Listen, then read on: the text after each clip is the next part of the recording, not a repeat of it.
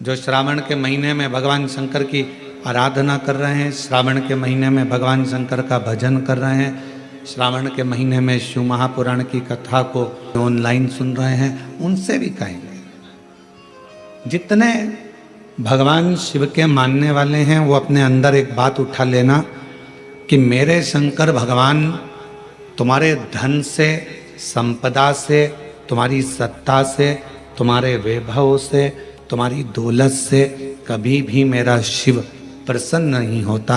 मेरा भगवान तो तुम्हें जो निशुल्क एक लोटा जल मिला है, बेलपत्र वृक्ष पर निशुल्क मिली है, और जल की धार और बेलपत्र एक चढ़ाकर आप बाबा को अपना बना सकते हो, शिव को अपना कर सकते हो। अब उसमें कोई आपका शुल्क नहीं लगा। एक लोटा पानी में आपका कोई शुल्क लगा है क्या? अपने घर का लोटा, अपने घर का पानी, यहाँ तक शिव महापुराण ने कहा कि मंदिर का पानी भी नहीं उठाना, मंदिर का लोटा भी नहीं उठाना, अपने घर से लेकर जाओ, अपना दर्द सुनाने के लिए, अपने मन की बात भगवान को कहने के लिए अपने साथ अपना जल लेकर जाए।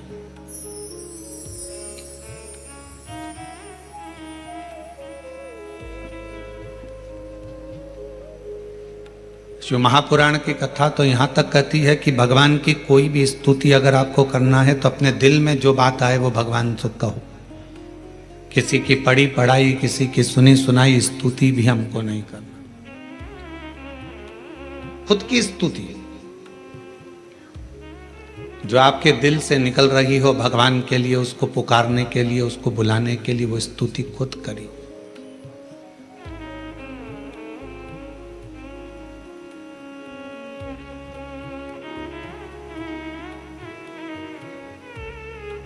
हम ये भी नहीं कहेंगे कि आप हम जैसा विधान बताएं वैसा करो, या हम जैसा आपका दिल करे आप वैसा करिए, शिव को रिझाने के लिए। कड़प एक ऐसा भील वन में रहने वाला, उसके पास में कुछ भी नहीं था, केवल उसने गांव के किसी व्यक्ति को पूजन करते देख लिया था और वो भी पूजन करना प्रारंभ कर दिया। पांव से तो उसने जलाधारी के आसपास में पड़े हुए फूल पत्ती को हटाया, मुंह में भरे हुए पानी को शिवजी पर चढ़ाया, जो उसके पास में मांस आदि था उसका भोग लगा दिया। अब उसकी साधना, उसका तप कितना बड़ा कि ब्राह्मण देव ने, पंडित जी ने भगवान शंकर के शिवलिंग को पिंजरे में बंद कर दिया था। पिंजरे की एक तान टूट गई लोहे की, शिवलिंग पर जाकर लग गई, शिवलिंग में से खून बहना प्रारंभ हो गया, रक्त बहना प्रारंभ हो गया। कड़प आया, उसने देखा मेरे शंकर भगवान का नेत्र लग गया, नेत्र में ये लोहे की तान लग गई, आंख फूट गई।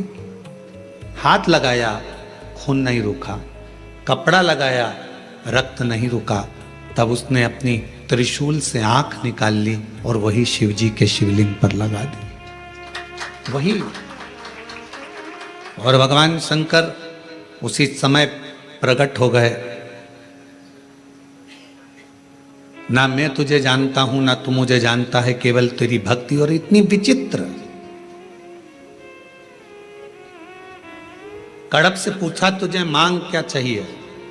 कड़प ने कहा बस इतना दे दीजिए कि संसार में रहने वाला कोई मनुष्य जिसको कुछ भी नहीं आता, आपका मंत्र भी नहीं आता, आपकी साधना भी नहीं आती, आपकी स्तुति भी नहीं आती, पूजन करने का तरीका भी नहीं आता, अगर वो आड़ी टेढ़ी भी पूजन करे, कैसे भी आपके मंदिर तक पहुंच जाए, बस आप जैसे मुझ पर कृपा करे हो ऐसी ही कृपा उस पर भी कर दो।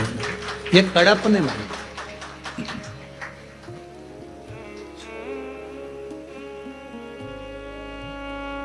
मेरे शंकर भगवान तुम्हारी स्तुतियों से, मेरे शंकर भगवान तुम्हारे बहुत सारा कि 100 लोटे जल चढ़ाओगे तो शंकर जी प्रसन्न होंगे, 1.25 लाख बेलपत्र चढ़ाओगे तो शिव जी प्रसन्न होंगे, भगवान शंकर के लिए कड़क व्रत करोगे, कुछ भी खाओगे पियोगे नहीं तो शंकर भगवान प्रसन्न होंगे, या अपना घर छोड़ दोगे तो शंकर भगवान प्रसन्न होंगे, या भगवान शंकर को शहद चढ़ाओगे या शंकर भगवान को रस चढ़ाओगे, ये चढ़ाओगे तो शंकर भगवान प्रसन्न होंगे। नहीं रे भाई, शंकर जी को प्रसन्न करने के लिए एक तो दिखावा मत करना, आडंबर मत करना, भगवान शंकर को प्रसन्न करने के लिए कहीं से कर्जा मत करना, भगवान शंकर को प्रसन्न करने के लिए केवल तेरा दिल, तेरा मन हृदय से बैठ जाना और मुख से ओम नमः शिवाय, ओम नमः शिवाय, श्री शिवाय नमस्तुभ्यम का उच्चारण करना। जो तेरे पास में है वो शिव को समर्पित करना, जो तुझे बोलना आता है। जो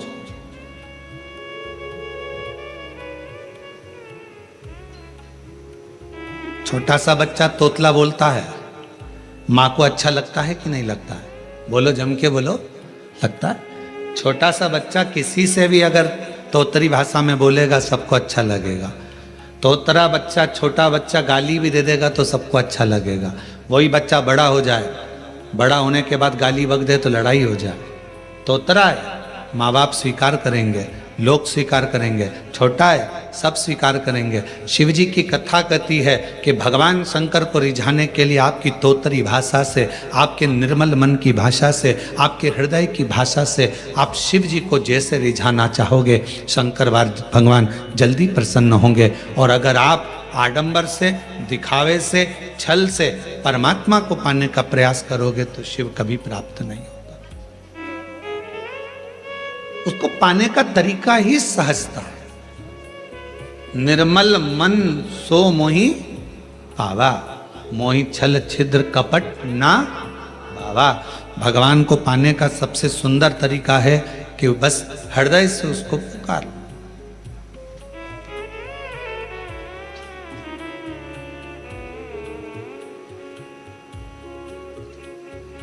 बारिश पड़े तो छाता लिया जाता है, और दुख पड़े तो शिव का नाम लिया जाता है। केवल जब दुख आए, तकलीफ आए, कष्ट आए, परेशानी आए, थोड़ा सा भी जीवन में अगर लग रहा है कि हमारी कष्ट की जिंदगी चल रही है, हमारे परेशानी का जीवन चल रहा है, उस समय पर शिव नाम लेना प्रारंभ कर दो। श्री शिवाय नमस्तुभ्यम कहना प्रारंभ कर दो। धीरे धीरे उसका नाम उच्चारण करना प्रारंभ कर दो। घर के दरवाजे पर श्री शिवाय नमस्तुभ्यम लिख दो। गाड़ी पर, बंगले पर, दुकान पर, जायदाद पर उसका नाम लिख दो कि अब हमारे बस का नहीं है, लोग हमको तकलीफ दे रहे हैं, कष्ट दे रहे हैं, अब दुनिया हमारे से नफरत कर रही है, पर मेरे बाबा तू मुझे निभा लेना। पूरी जमीन, जायदाद, मकान, गाड़ी, खुद सब कर श्री शिवाय नमस्तुभ्यम लिख दो, उसके सुप्रत कर दो। एक बहन ने एक पत्र लिखा था कल कि रुद्राक्ष क्यों पहना जाता है, तुलसी की माला क्यों पहनी जाती है? रुद्राक्ष पहनने का कारण क्या है? तुलसी की माला पहनने का कारण क्या है? क्यों रुद्राक्ष पहना जाए, क्यों तुलसी की माला पहनी जाए, उसका कारण क्या है? हम आपसे पूछते हैं, सब बोलना। एक कटोरी में शक्कर ले लो, ठीक है, उसमें तुलसी का थोड़ा सा दल डाल दो, क्या बन गया? जम के बोलो, प्रसाद बन गया। भोजन है, भोजन की थाली में जब तक तुलसी का दल नहीं डाला तब तक वो प्रसाद नहीं हुआ। तुलसी का एक पत्ता, थोड़ा सा दल भोजन की थाली में डल गया, क्या बन गया? इतना बड़ा भगोना भरकर नुक्ति बनी है, सेव बना है, प्रसाद बना है, उसमें थोड़ा सा तुलसी का दल डाल दो, क्या बन गया? प्रसाद। अब शिव का प्रसाद कैसे बनता है? तो कहा भगवान के प्रसाद में जो सामग्री हो उसमें बेलपत्री डाल दीजिए, रुद्राक्ष का भाग उसके अंतर्गत, अर्थात भगवान शंकर स्वयं माँ महागौरी से कहते हैं, हे महागौरी, हे गौरी, हे महागौरी। जैसे तुलसी भोजन में डालने पर प्रसाद बन जाती है, उसी तरह संसार का मनुष्य जब किसी रुद्राक्ष को अपने गले में धारण करता है तो वो मेरे लिए प्रसाद बन जाता है, मेरा अपना बन जाता है। उसको मैं स्वीकार कर लेता हूं, वो मेरा अपना है। अब प्रसाद को आप लोग नाली में फेंकते हो क्या? प्रसाद को आप गटर में फेंकते हो क्या? प्रसाद को आप कहीं गलत जगह डालते हो क्या? नहीं, क्योंकि वो प्रसाद बन गया। गले में अगर रुद्राक्ष की माला आ गई, एक रुद्राक्ष तुम्हारे गले में लाल धागे में पड़ा हुआ है, तुलसी की माला तुम्हारे गले में पड़ी हुई है, आप भगवान का प्रसाद हो। अगर चलते फिरते मौत का किसका ठिकाना, मृत्यु का किसको भरोसा, कब प्राण छूट जाए। अगर हमारे गले में रुद्राक्ष पड़ा है, तुलसी की माला पड़ी है और हमारे प्राण छूट भी गए तो हम वो प्रसाद हैं कि हमें नरक में नहीं पटका जाएगा, गलत जगह पर नहीं पटका जाएगा, हमको श्रेष्ठ जगह पर रखा जाएगा। प्रसाद को नाली में नहीं डालते, प्रसाद को गटर में नहीं डालते। रुद्राक्ष पहनने वाला, तुलसी की माला धारण करने वाले को गलत जगह पर नहीं भेजा जाता, गलत जगह।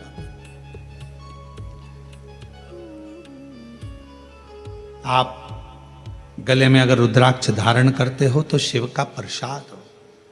और जितने शिव भक्त इस ऑनलाइन शिव महापुराण की कथा को आस्था चैनल पर श्रवण कर रहे हैं, फेसबुक यूट्यूब पर सुन रहे हैं और सोशल मीडिया पर इस कथा को अगर श्रवण कर रहे हैं, तो उनसे कहूँगा अपने गले में एक रुद्राक्ष अवश्य डालो।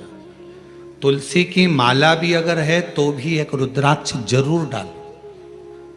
क्यों? अगर गूगल पर सर्च करोगे, फेसबुक यूट्यूब पर सर्च करोगे, इंस्टा पर सर्च करोगे तो उसमें आपको मालूम पड़ेगा एक रुद्राक्ष यदि हमारे गले में होता है तो हमारी बीपी, शुगर, थायराइड, इन सब को लेवल में रखता है। और वो ना शुगर बढ़ने देता है, ना शुगर घटने देता है, ना बीपी बढ़ने देता है, ना बीपी घटने देता है। एक रुद्राक्ष अपने गले में होना चाहिए।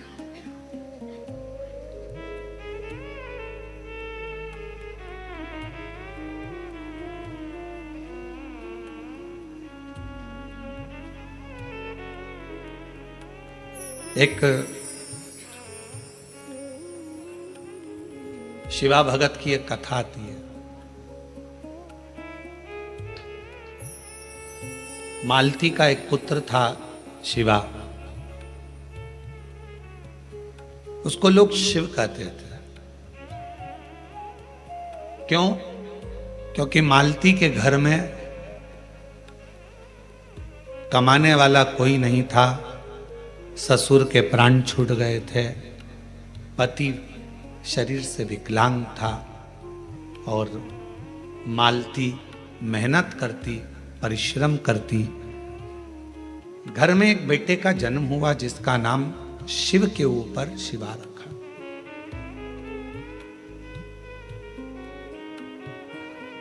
पति विकलांग है, पत्नी कमाने जाती है, मेहनत करती है, परिश्रम करती। एक अगर घर में तकलीफ है, घर में कष्ट है, परेशानी है, कलिकाल का समय है, कलयुग का समय है, शास्त्र कहता है कि इस कलिकाल में धर्म पत्नी को पति के कदम से कदम मिलाकर साथ देना चाहिए, मेहनत में, परिश्रम में आगे रहना चाहिए।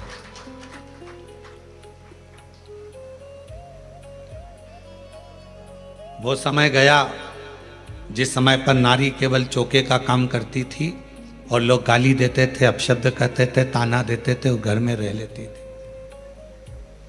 आज का समय एक बेटी अपनी सेना को लेकर जाती है और पूरे पाकिस्तान को हिला कर आ जाती है। आज का वो युग है। आज का वो युग है कि एक बेटी पूरे पाकिस्तान को हिला कर आ जाती है। आज का वो युग है एक बेटी अंतरिक्ष में जाती है और अंतरिक्ष का छोर पाकर वापिस आ जाती है। आज का वो युग है एक बेटी साइंटिस्ट बनकर पूरे साइंटिस्टों को ज्ञान प्रदान करती है। आज का वो युग है। आज की बेटी collector, SP, IG, DIG, commissioner और बड़े बड़े अधिकारी और मंत्री के पद पर बैठती है। आज का वो युग है, वो गया समय, एक कलिकाल का समय, कलयुग का समय। और ये किसने दिया?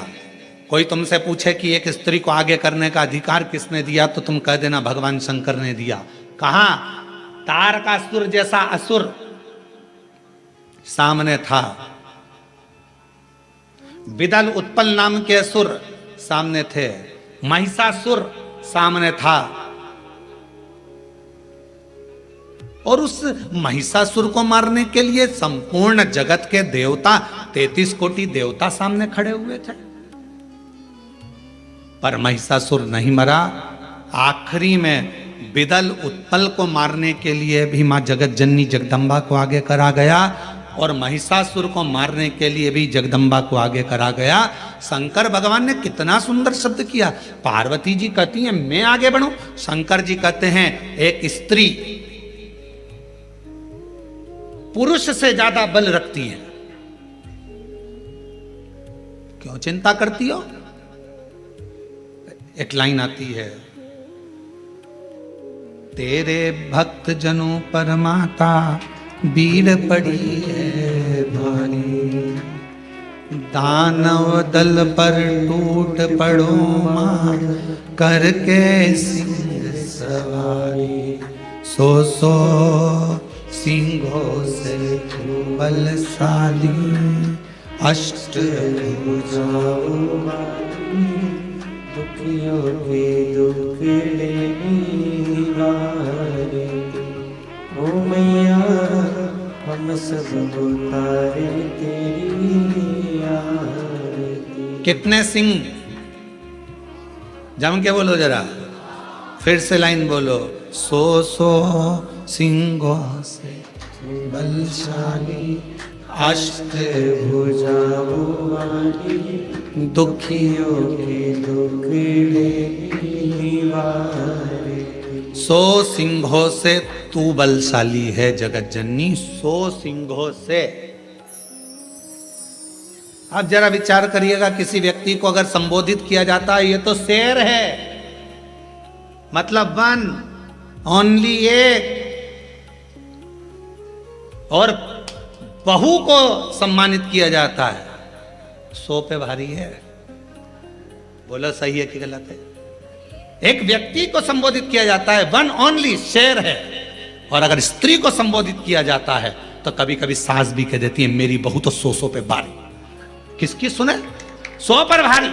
इतनी बोलती है, इतना बोलती है कि 100 लोग बोले इतना बोलती है, इतना तेज है, इतनी तेज, पूरा मार्केट करके गाड़ी उठाए भुड़ भुड़ करके जाए, पूरा मार्केट करके 100 पर। बोलो बोलो सत्य है कि गलत है?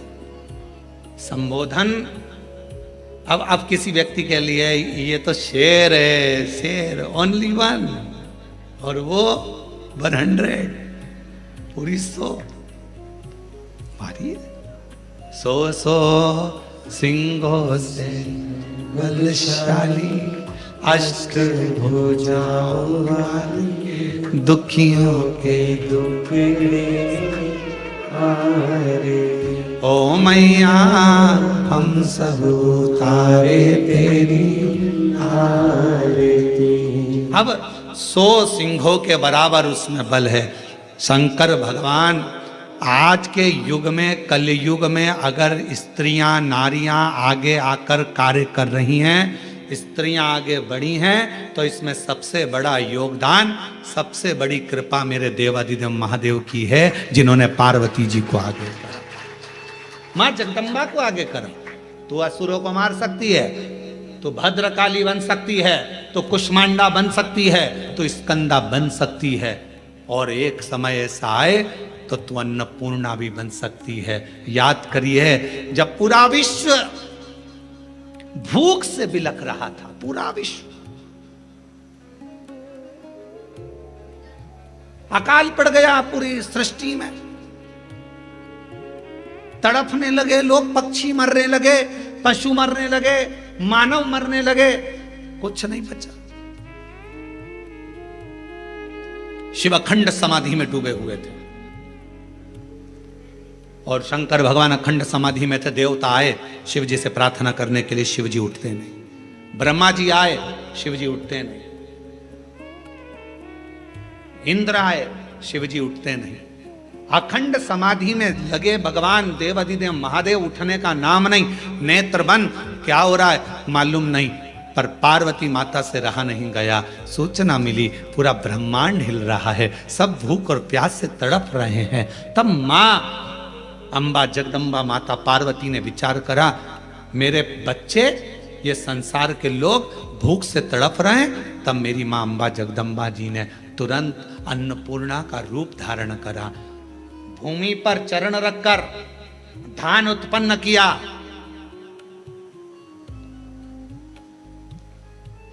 धान उत्पन्न किया और चरण रखकर धान लेकर मेरी मां थोड़ा सा अन्न का भाग लेकर, जो मेरी अन्नपूर्णा माता ने जीवों का भरण पोषण करना प्रारंभ करा, तो माता जी को अन्नपूर्ण सदा पूर्ण शंकर प्राण वल्लभ है। भगवान शंकर की प्रिया मां जगत जननी पार्वती जी जगत का भरण पोषण करने वाली हो गई।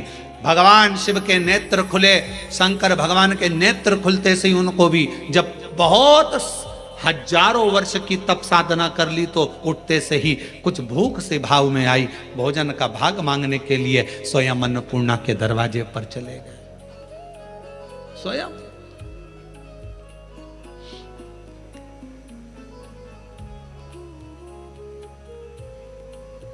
जब जगत पूरे विश्व में हाहाकार मचती है तो वो अन्नपूर्णा बन जाती है।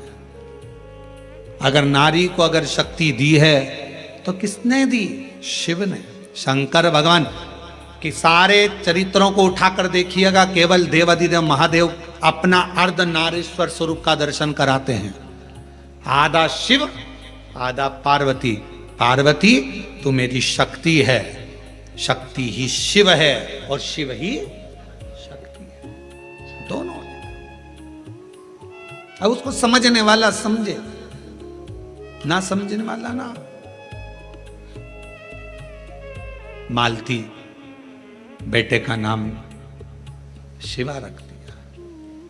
पति पांवों से विकलांग था, करता कुछ नहीं था। अकेली मेहनत करने जाती है, परिश्रम कर।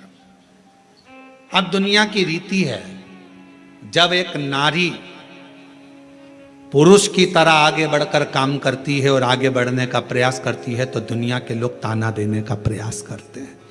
उसका विल पावर कमजोर कैसा करा जाए, उसको तोड़ा कैसे जाए, उसको झुकाया कैसे जाए, उसको अंदर से तोड़ने का प्रयास करते हैं। पर जितनी भी मेरी बेटियां इस कथा को सुन रही हैं, जितनी मेरी जीजियां इस कथा को सुन रही हैं, जितनी मेरी माताएं इस कथा को श्रवण कर रही हैं, दुनिया का कोई व्यक्ति तुम्हें कितना भी ताना दे दे, कितनी भी गाली दे दे, तुम्हारे ऊपर कितना भी अपशब्द कह दे, तो भी अंदर से टूटना मती, दमदारी से चलते रहना, आगे बढ़ते रहना। तुम्हारा कर्म तुम्हारा जवाब देगा,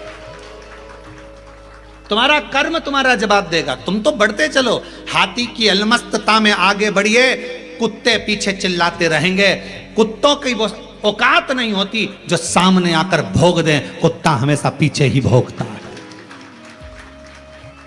तुम अपनी अलमस्ती में चलो मेरी बहनों, तुम अपनी अलमस्ती में चलिए मेरी जीजियों, अपनी लगनता, अपनी कर्मता। मैं मेहनत करूंगी, पढ़ाई करूंगी, परिश्रम करूंगी, मैं आगे बढ़ूंगी। लोग ताना देंगे, अपशब्द कहेंगे, गालियां देंगे, आपके बारे में आड़ा टेढ़ा विचार रखेंगे, पर आप एक हाथी की तरह बढ़ते चले जाना, क्योंकि कुत्ता पीछे ही भौंकता है, हाथी के सामने नहीं आ पाता। कुत्ते का काम है पीछे भौंकना, वो हाथी के सामने नहीं आ पाता, क्योंकि कुत्ते को भी मालूम है कि हाथी के पांव में वजन है, सामने आऊंगा तो दुमस देगा, इसलिए कुत्ता केवल पीछे ही भौंकता है, उसकी वहीं तक सामर्थ्यता है।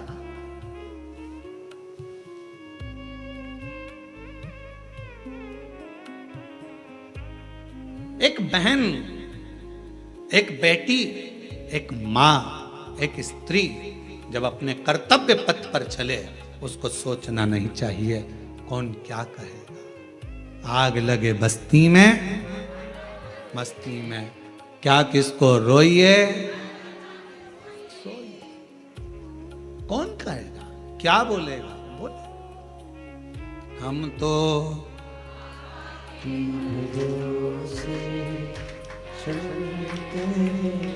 हम तो बाबा के भरोसे चलते हैं। ये दुनिया वाले जलते हैं, ये दुनिया वाले जलते हैं, डमरू वाले के भरोसे चलते, काशी वाले के भरोसे। अपनी मस्ती में मेरी बहनों, मेरी जीजियों, मेरी बेटियों, अपनी मस्ती में अपने कर्तव्य पथ पर आगे बढ़ो। गली गली में कुत्ता मिलेगा, क्या हाथी सबसे भिड़ता है? बोलो बोलो, जम के बोलो। गली गली में कुत्ता मिलेगा, क्या हाथी सबसे भिड़ता है? नहीं। हाथी को मालूम है यह भोगता रहेगा, अपन बढ़ते रहेंगे, फिर अगले गांव जाएंगे, फिर अगली जगह जाएंगे, फिर चिल्लाएंगे। इनका फर्ज है चिल्लाना, क्योंकि पैदा ही इसलिए हुए हैं कि इनको चिल्लाना ही है। अपना कर्म, अपना कर्तव्य, अपने को आगे बढ़कर जाना, अपना कर्तव्य, आगे बढ़ते चलो, बढ़ते चलो। शिव कथा कर रही है। मालती ने विचार करा कि घर को चलाना है, बेटे का जन्म हुआ है, बेटे का नाम शिवा रखा है। शिव कहती है माँ। धीरे धीरे बच्चा एकांत रहने लगा, समय बीता। एक दिन माँ काम में लगी रहती, बच्चे को घर में जब भरण पोषण का कुछ ना पड़ा, कुछ जिस जगह पर माँ काम करती थी उसी जगह पर उस बच्चे को काम पर लगा दिया और कह दिया मेरा स्वास्थ्य ठीक नहीं, सेठ जी मैं आपकी दुकान पर, आपके घर पर कार्य करने नहीं आ सकती, अब मेरा पुत्र है। ये कथा कोई पुरानी नहीं, इसी कलयुग की है, इसी कलयुग। आपके यहां ये मेरा पुत्र आएगा। छोटा सा लड़का, 9 वर्ष की उसकी आयु, सेठ जी के घर कार्य करने जाता तो सेठ जी का गांव बहुत दूर था। वहां से आता, बेटे को भय लगता, डर लगता, क्या करे। माँ के पास आकर बोला माँ, सेठ जी कभी रात्रि को छोड़ते अकेले जंगल में आने में मुझे भय लगता है। माँ कहती क्या भय? हाथ पकड़ा बेटे का माँ ने, शंकर भगवान के शिवालय में लेकर गई। शिव जी के गले में पड़ी हुई रुद्राक्ष की माला निकाली, माला निकालकर बेटे के गले में डाल दी और कह दिया केवल तू अकेला नहीं, तेरा महादेव तेरे साथ चलेगा, हर पल हर घड़ी हर क्षण रहेगा। और मालती की कथा कहती है, भगवान शंकर का चरित्र कहता है, रात्रि के समय पर बेटा शान से धड़क बेधड़क चलकर आता था। एक समय कोई प्रेत सामने से, कोई प्रेत पेड़ पर से लटकता हुआ दिखा। इस बालक को भय ना लगा, इसने हाथ जोड़कर प्रणाम कर कर कहा तुम कौन हो? कौन? कहा मैं प्रेत हूं, अधोगति में मरा हुआ हूं, मेरी गति नहीं, मेरी मुक्ति नहीं। तो फिर आपका मोक्ष नहीं हुआ तो मेरे जैसे मनुष्य को आपकी वाणी क्यों सुनाई दे रही है? प्रेत का शब्द एक एक शिव भक्त के हृदय में बैठना चाहिए। इस प्रेत के शब्द को, प्रेत कहता है मैं मनुष्य जैसी वाणी नहीं बोल सकता था। प्रेत कहता है मैं आपसे बात नहीं कर सकता था क्योंकि मैं प्रेत हूं। पर आप रोज प्रतिदिन रुद्राक्ष की माला को धारण कर कर यहां से निकलते हो। आपके जाने के बाद आपके चरण की जो रज है, धूल, वो उड़ती है, पेड़ों की पत्ती पर जाती है, वो हवा में मुझे मिलती है। उसके कारणवश मुझे थोड़ा सा बल मिला है जिससे मैं बोल भी सक रहा हूं और आपसे बात भी कर सक रहा हूं। ये मुझे बल मिला है। क्या चाहते हो? क्या चाहते हो? बस एक निवेदन है, कभी मौका मिले तो इस पथ से आपसे निवेदन है कि आप इस पथ से जाना बंद ना करिएगा। जब भी मौका मिले इस पथ से जरूर जाइएगा। उस शिवा पुत्र ने कह दिया मैं जरूर जाऊंगा। निकलते रहे निकलते रहे निकलते रहे निकलते रहे निकलते रहे, उसी पथ से निकलते रहे।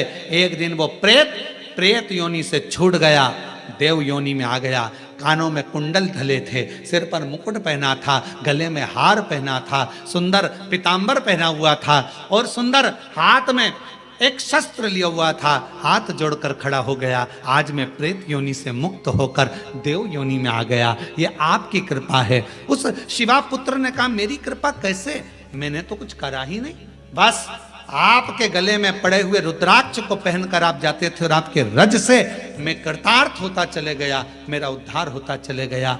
उस प्रेत ने जो कहा, कितनी सुंदर बात कही। अगर रुद्राक्ष पहनकर कोई संसार का मनुष्य किसी मार्ग से निकल कर जाता है तो ना जाने कितने कितने प्रेतों का और जीवों का कल्याण करते करते जाता है। सांसारिक मनुष्य की तो बात ही दूसरी है। और शंभु शरण मांगो दुख काटो दया,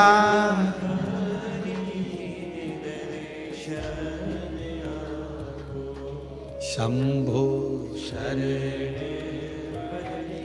मांगू घड़ी रे दुख काटो दया करीन दर्शन।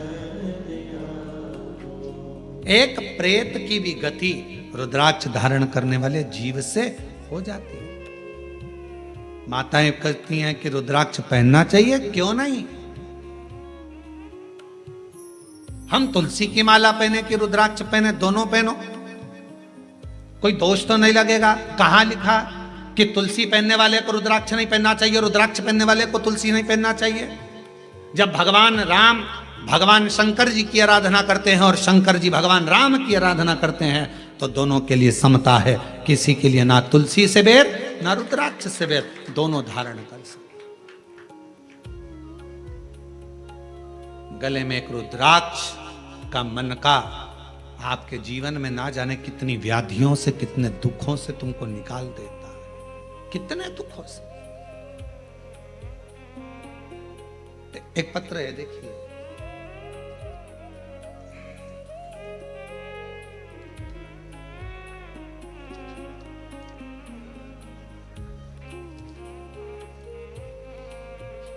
रुक्मणी पटेल, शिव नारायण पटेल, ग्राम रामपुर, जिला कोरबा,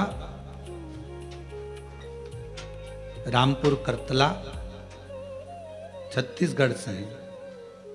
12 वर्ष तक मेरे यहाँ संतान का सुख नहीं हुआ। हमने मेडिकल टेस्ट कराया, टेस्ट बेबी करवाया, सब कुछ करवाया, पर संतान का सुख नहीं हुआ। तब किसी ने कहा कि सफेद आंकड़े की जड़ का प्रयोग करो और भगवान शंकर का पशुपति व्रत करो, टीवी पर कथा आती है वो सुनो।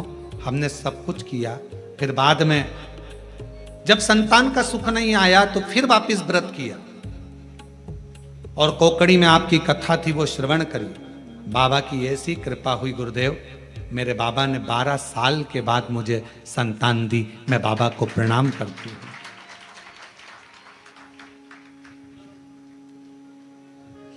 एक पत्र और बड़ा सुंदर है।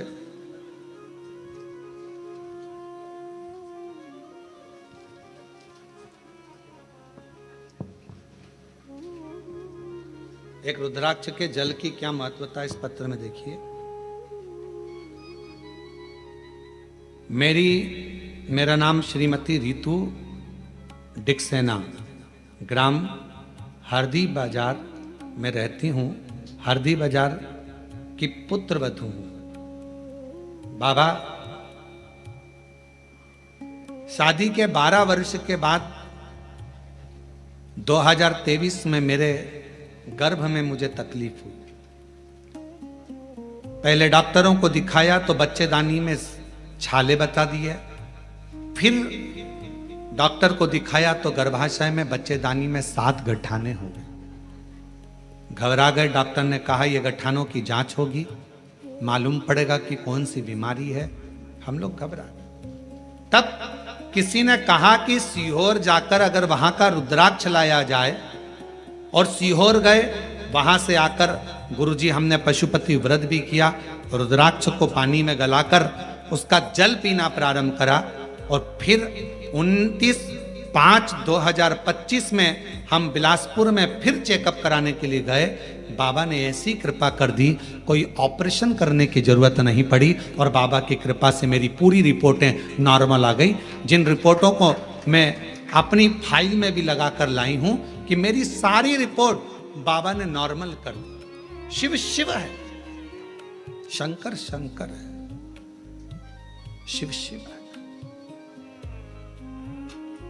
एक रुद्राक्ष यदि गले में पड़ा हुआ है, एक रुद्राक्ष यदि हम उसका जल पी रहे हैं, एक रुद्राक्ष हमारे घर में हम रख रहे हैं, उसका जल पी रहे हैं, या हमारे गले में धारण कर कर रख रहे हैं, उसका फल आ जाए हमको मिलता जरूर है।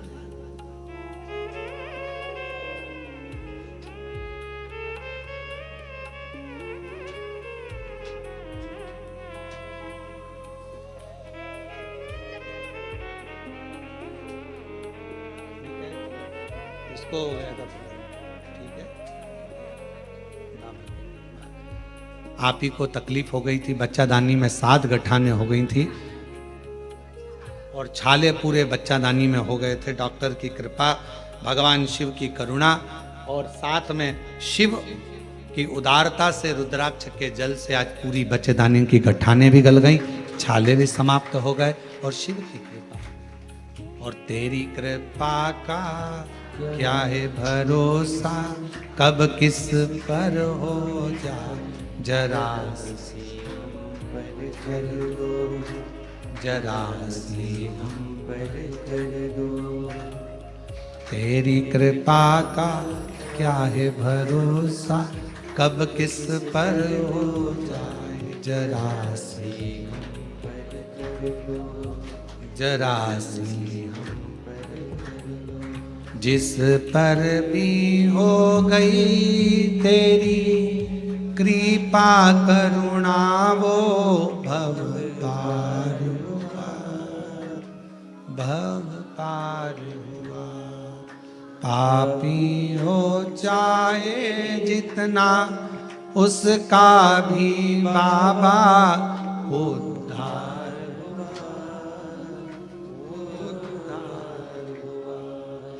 गिद्ध अजामिल गणिका जैसे तेरे मन को भा, जरा सी हम पर कर दो, जरा सी हम पर कर दो। तेरी कृपा का क्या है भरोसा, कब किस पर हो जाए, जरा सी हम पर कर दो, जरा सी हम पर कर दो।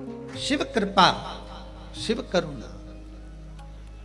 एक छोटा सा रुद्राक्ष गले में पड़ा रहना, डले रहना, कितनी कितनी तकलीफों से, कितने कितने दुखों से, कितने कितने कष्ट से वो रुद्राक्ष आपको निकाल देता, कितने कष्टों से।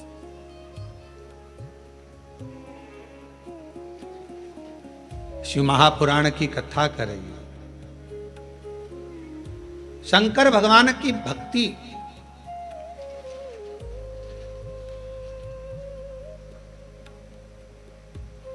किसी का भला करने में, और भगवान शंकर का भजन करने में धन मूल नहीं, मन मूल है। मन, आप कितना भजन करते हो, धन से भगवान कभी प्रसन्न नहीं हो सकता।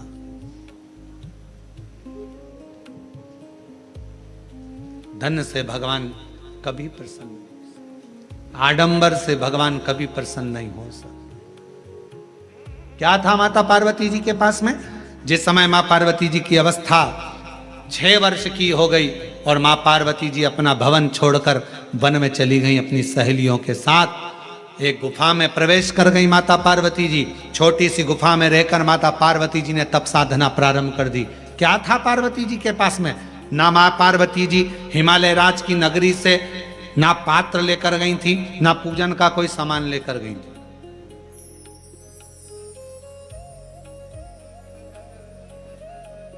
कोई वस्तु माता पार्वती जी लेकर नहीं गई।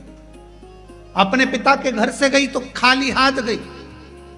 अपनी सहेलियों के साथ, सखियों के साथ गुफा में बैठकर भगवान का तप करने बैठ गई। जब पार्वती जी ने देखा कि मैंने हजारों समय निकाल दिया, वर्ष निकाल दिया, शिव जी प्रसन्न नहीं होते, शंकर भगवान सामने आते ही नहीं। और आपको पहले भी कथा में कहा, तप से भगवान को प्रसन्न करना कोई साधु, कोई सन्यासी, कोई तपस्वी, कोई साधक, कोई उपासक तप से भगवान को प्रसन्न कर सकता है। योग से, साधना से भगवान को कोई तपस्वी, साधक प्रसन्न कर सकता है। आप और हम तो कलयुग में रहने वाले हैं। आप तप करते हो क्या? आप करते हो तो बात दूसरी, हमसे तो नहीं बन पाता। हमसे तो केवल एक ही काम बनता है, सारी समस्या का हल जल। तब हमसे भी नहीं बनता। कोई हमसे कहे तुम साधना में बैठते हो, नहीं साहब, हम तो एक ही काम करते हैं। जय सुबह से लेकर शाम तक जितना समय मिलता है, श्री शिवा नमस्तु, श्री शिवाय नमस्तु। फिर कोई पूछे आपने क्या खाना छोड़ दिया, आप क्या फलाहार करते हो, तो हम जहाँ रुके हुए हैं वहाँ आकर हमारी जीजियों से पूछना, जो प्रसाद बनाती हैं उनसे पूछना क्या व्रत रखते हैं? नहीं, भोजन करते 2 रोटी सुबह, शाम को 1.5 रोटी, इससे ज़्यादा नहीं। भजन का बल, स्मरण, अपनी भक्ति। और छत्तीसगढ़ आते हैं तो चावल जरूर खाते हैं, वो जरूर पाते हैं। बाकी की जगह पर अगर कथा करने जाते हैं तो अपना सुबह का 2 रोटी है, शाम की 1.5 रोटी है, चावल प्रसाद भी नहीं लेते। कोई बाजार का तुम्हारा मीठा मीठा कुछ आप पूछिएगा, जो प्रसाद बनाते हैं कोई मीठा मीठा बाजार का नहीं, कोई चीज़ें नहीं, केवल साधारण भोजन, बाबा का भजन और आनंद। इससे ज़्यादा क्या करना? भक्ति करो, भजन करो, स्मरण करो, कीर्तन करो, मंत्र जाप करो, श्री शिवाय नमस्तुभ्यम जपते जपो। जितना भजन कर सकते हो उतना करो, जितना मंत्र जाप कर सकते हो उतना।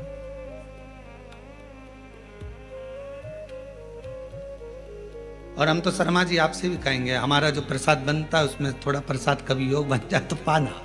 शंकर जी की प्रसादी कभी योग बने तो जरूर लीजिए, प्रसाद का भाव। और बनाने वाला भी कौन होता है? माताएं तो रोटी सेकती हैं और हमारे पंडित जी सब्जी से बनाते हैं, या आशीष भैया सब्जी बना देते हैं। जो भाजी अपने बच्चे लोग बनावे, पा लिया आनंद। शिव तत्व की प्राप्ति हो, शिव तत्व। ना हमसे तप बनता, और हमें भरोसा है आपसे भी नहीं बनेगा। आपसे कोई कहते पेड़ के नीचे बैठी रहे, सिर पे पल्लू लेके बैठी 4 घंटे, तो बनेगा? घर छोड़ सकते हो? नहीं। नदी पर जाकर बैठ सकते हो? थोड़ा सा नदी में पानी बड़ा बारिश में तो पीछे खसक जाओगे, तुरंत नहीं बन सकता। ना हमसे तप बन रहा है, ना साधना बन रही है, ना हमसे कोई ऐसा व्रत बन रहा है। पहले के व्रत आज के व्रत में अंतर है। आज के व्रत में तो पेट भरकर फराल कर लो, फिर भूख लग जाती है, फिर सेव फल खा लिया, केला खा लिया, पपीता खा लिया, रात्रि के फिर फलहार की तैयारी, फिर वो खाने के बाद फिर दूध पीने की तैयारी, फिर आधी रात को फिर पति को नींद नहीं आ रही, पति बोले तेरा व्रत है, हाँ आज एकादशी है। पति ने मन में सोचा 11 बार खा लेती, एकादशी पूरी हो जाती, क्यों ना खा। व्रत नहीं, ना हम तप कर पा रहे, ना साधना कर पा रहे, ना व्रत कर पा रहे कली काल में। इसलिए तुलसीदास बाबा ने लिख दिया, कलयुग केवल नाम धारा। इसलिए तुलसी बाबा ने लिखा कलयुग में कुछ नहीं बने तो एक काम करो, राम राम राम राम जपते रहो, शिव नाम जपते रहो, कृष्ण नाम जपते रहो। तुम्हारे दिल में जो बैठ जाए, जिसका तुम भजन कर सकते हो उसको भजो। भगवान का भजन करने में मन लगा लो। तुम जितना जपोगे आडंबर से दूर रहोगे, तुम जितना जपोगे सबसे दूर रहोगे। इसलिए कलिकाल में एक नियम बना लिया, सारी समस्या का हल जल। फुर्सत मिले 2 मिनट जाओ शंकर जी को जल चढ़ाओ। अपने शिव के लिए अगर तुम 2 मिनट का समय मंदिर जाने का निकाल लोगे तो भगवान शंकर भी अपने समय में से तेरा दुख हरने के लिए तेरे दरवाजे पर आकर खड़ा हो जाए। समय निकालो। आजकल का जमाना यही है, तुम किसी के यहाँ जाओगे तो कोई तुम्हारे यहाँ बोलो तो आएगा। बहन के घर शादी में जाओगे तो बहन तुम्हारे घर शादी में, तुमने अपनी बहू को भेज दिया तो वो भी बहू को भेज देगी। और तुम्हारे जाने में और बहू के जाने में अंतर है। बहू शादी में जाती है, काम वाम नहीं करती, कुर्सी पर डेंटिंग पेंटिंग करके बैठ जाती है। काम करेगी क्या? नहीं। मौसी सास की आई है, फैलारा पड़ा है तो पड़े रहने दो, सामान पड़ा है तो पड़े रहने दो। पर बहन के घर शादी में बहन जाती है, जितना सामान आता है, कपड़े आए, मायरे का सामान आया, सारा सामान संभालती है। मिठाई के डब्बे इधर रखेगी, बर्तन उधर रखेगी, सामान उधर रखेगी, बहन संभालेगी, बहू नहीं। अब तुम्हारे यहाँ शादी में तुमने बहू को भेजा तो उसने भी बहू को भेज दिया। तुम आती तो वो भी, तुमने संभाला तो वो भी संभालती। हमारी जीजी ने हमारे यहाँ काम संभाला था भैया, उसके घर काम आया है, हम भी जाके संभालेंगे क्योंकि हमारी बहन ने हमारे यहाँ संभाला था। उसी तरह जैसे तुम अपने रिश्तेदार को शादी में भेजते हो तो वो अपने रिश्तेदार को भेजता है। अब तुमने कह दिया मम्मी कथा हो रही है तुम चली जाओ, तो भगवान भी कह देगा जब अंतिम समय आएगा, ये मरने वाली है, यमराज तू चले जा, तू चले। और अंतर देखिए, बहन आती तो काम करती, भगवान आता तुझे लेने के लिए भोलेनाथ तो नंदी पर बिठा कर ले जाता, डमरू बजाता बजाता। देवराज ब्राह्मण को लेकर गया था नंदी पर बिठा, नरसिंह जी को बैठा कर लेकर गया था। और अगर यमराज आता है तो नंदी पर काय पर बिठा के ले जाता है? नहीं, पाड़े की पूंछ से बांध कर ठोकता ठोकता दे धम दे धम दे धम। खूब मोबाइल पे झूठ बोली थी, दे खूब दिया। दिन भर चैटिंग में लगी रहती थी, दे। जरा सा कोई गलत लिखता था फेसबुक पर कमेंट्स करती थी, दे। उंगली पर रखेंगे और दोचेंगे, इसी से चलाती थी खूब व्हाट्सएप। दोचो, चिल्लाएगी क्षमा कर दो, मुझे माफ कर दो, एक बार बंस मोर फिर जन्म दे दो, मोबाइल नहीं चलाऊंगी, और चलाऊंगी तो शिव पुराण देखूंगी, फिर कुछ नहीं देखूंगी। भगवान बोले शिव पुराण की आड़ में चैटिंग करती रहती, फिर मारा लपक, फिर तो खूब तो। चलते चलते फिर याद आया मेरी नीले कलर की साड़ी एक बार भी नहीं पहनी। यमराज से कहा भगवान प्लीज क्षमा कर दो, बहुत दुख हो रहा है मुझे। भगवान ने पूछा किस बात का दुख हो रहा है? अलमारी में 3 नंबर के ब्लॉक में नीले कलर की साड़ी रखी, उसकी फाल लगवा ली थी, चोली भी बनवा ली थी, बस पहन नहीं पाई। मुझे एक बार मौका दे दो, मैं पहन लूं। और हमारे मोहल्ले में नया पार्लर खुला है, उसके पास एक बार भी नहीं गई, कृपा करो। यमराज ने फिर दिया धर के, चल। किस काम की वो जिह्वा जो भगवान का भजन ना कर पाए, किस कान का वो श्रवण जो भगवान की कथा ना सुन पाए, और किस काम का वो मस्तक जो भगवान के आगे झुक ना पाए। किस काम, क्या करे वो शरीर? कि पापीड़ा मुख से राम नहीं निकले, राम नहीं निकले रे श्याम नहीं निकले। वो काई जाने हरि भजना में, जीवन गवाए दियो सजना में। भजना में मन नहीं लगा, सजना में मन लग गया। हम तो कई बार कथाओं में कह देते हैं, लोगों को बहुत बुरा लगता है कि आप जितना समय दर्पण को देती हो ना, जितना समय दर्पण को देती हो ना, जितनी देर कांच के सामने रहती हो, पेंसिल से लाइन खींचना, डब्बा भरना, फिर सुरमा लगाना, फिर डेंटिंग पेंटिंग, जितना समय दर्पण में देती हो उसका आधा समय भी अगर मेरे शंकर को दे दिया तो सुंदरता मेरा शिव देगा।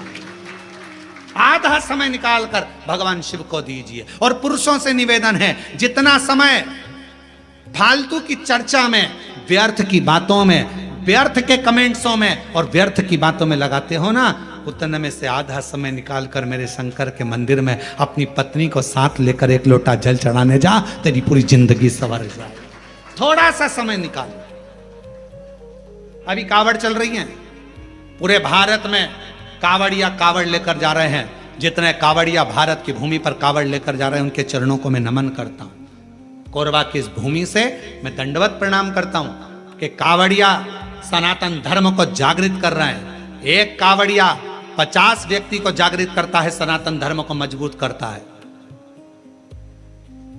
मैं उनको प्रणाम करता हूं। जो नवयुग बेटा बेटी, नवयुवक बेटा बेटी, माताएं, बुजुर्ग सब अपने अपने भाव से भगवान की कावड़ लेकर जा रहे हैं। और जो कावड़ियाओं की सेवा में लगे हैं, कावड़ियाओं की सेवा में जितनी बड़ी बड़ी संस्थाएं सेवा में लगी हुई है, आप कभी बाबा धाम जाकर देखो।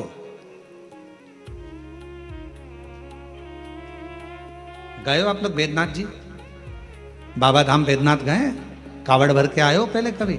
आप लोगों ने देखा होगा, बाबा बैद्यनाथ जी के यहाँ सुल्तानगंज से कावड़ भरकर बाबा की जो कावड़ बैद्यनाथ जी पर जाती है, बाबा धाम जाती है बैद्यनाथ जी के यहाँ, पूरे रास्ते में लोग बड़े बड़े लंगर, बड़े बड़े टेंट दूसरी दूसरी जगह से आकर, खूब शहर के वासी, पूरी बिहार के लोग, पूरा उत्तर प्रदेश का लोग, वहाँ पर पूरा झारखंड का लोग पूरी तैयारी रखते हैं और बड़े बड़े कैंप लगाकर सबकी सेवा करते हैं। उनको धन्यवाद देता हूँ, उनको प्रणाम करता हूँ। साधुता।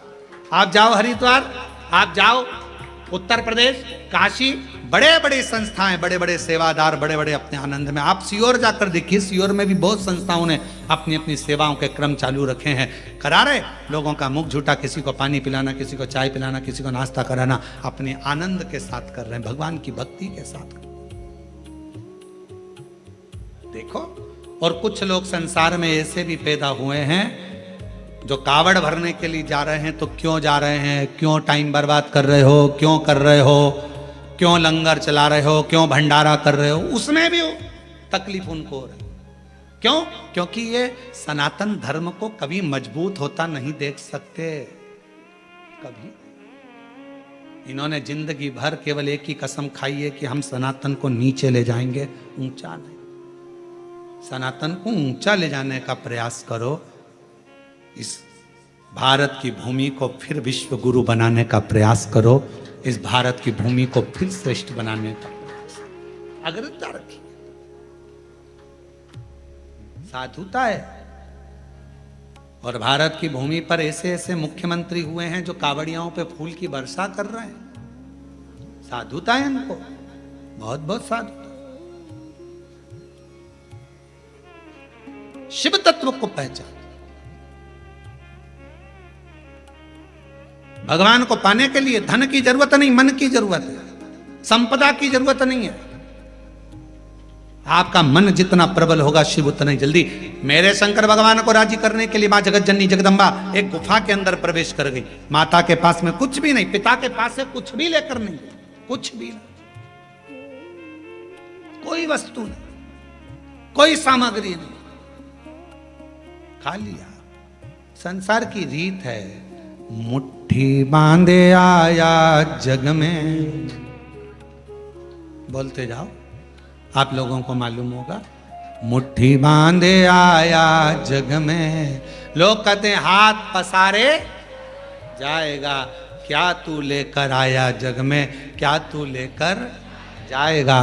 परशु महापुराण की कथा कहती है, मुट्ठी बांधे आया जग में, हाथ पसारे जाएगा, पर क्या लेकर आया इसका तो नहीं मालूम। पर इतना जरूर है, जो पुण्य तूने करा, जो सत्कर्म तूने करा, जो तूने भूखे को भोजन, प्यासे को पानी पिलाया, वो तेरे साथ जरूर जाएगा। तेरा सत्कर्म तेरे साथ जरूर, तेरा सत्कर्म बंदे। बंद हैं दोनों। तेरा सत्कर्म तेरे साथ जाएगा, तो अच्छा कर्म कर। और जितने अच्छे कर्म से, जितने अच्छे कर्म के अनुसार, जितने कर्म के अनुकूल तो अच्छा कर्म करेगा, उसके अनुकूल तेरे को फल जरूर मिलेगा। फिर निवेदन, मत बुरे कर्म कर बंदे, वरना पछताएगा। भगवान की आंखों से तू बच नहीं पाएगा, तू बच नहीं पाएगा। अरे ओ अज्ञानी मत करना दानी, अरे ओ अज्ञानी मत करना। तेरे कर्म का फल भी तू ही पाएगा, जैसा किया तूने तेरे आगे आएगा। मत बुरे कर्म कर बंदे, वरना पछताएगा। भगवान की आंखों से तू बच नहीं, हो गया, तू बच नहीं पाएगा। अरे ओ अज्ञानी मत करना। अपने कर्म का दंड अपने को भोगना, पर दुनिया को अपना कर्म दिखता कहाँ है?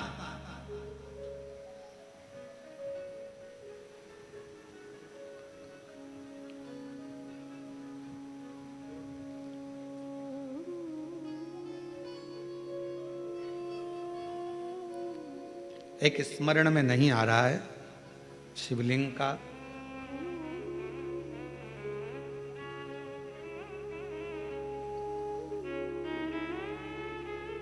ओमकारेश्वर में कौन कौन गया है? ओमकारेश्वर गए हो आप लोग? ओमकारेश्वर की, फिर बंद हो गए। ओमकारेश्वर की जब आप परिक्रमा करेंगे और ओमकारेश्वर की परिक्रमा करते समय जब आप ऊपर पहाड़ी की ओर बढ़ेंगे, ओमकारनाथ जी की पहाड़ी की ओर बढ़ेंगे,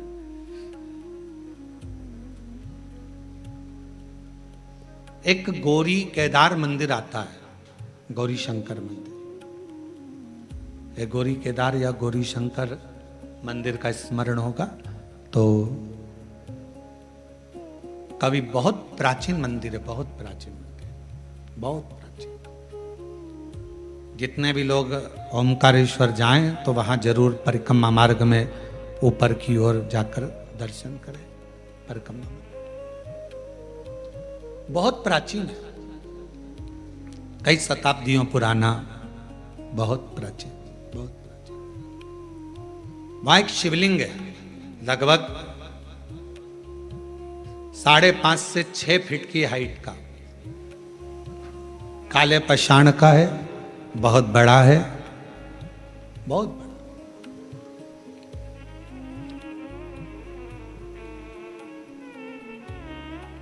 जब मुगलों का राज्य हुआ, उस मंदिर में शंकर भगवान के शिवलिंग में एक बड़ा सा दर्पण लगा हुआ था, एक हीरा लगा हुआ था, एक बड़ा सुंदर दर्पण, बड़ा सुंदर हीरा लगा हुआ, हीरे से परिपूर्ण था शिवलिंग। उस दर्पण का काम क्या था?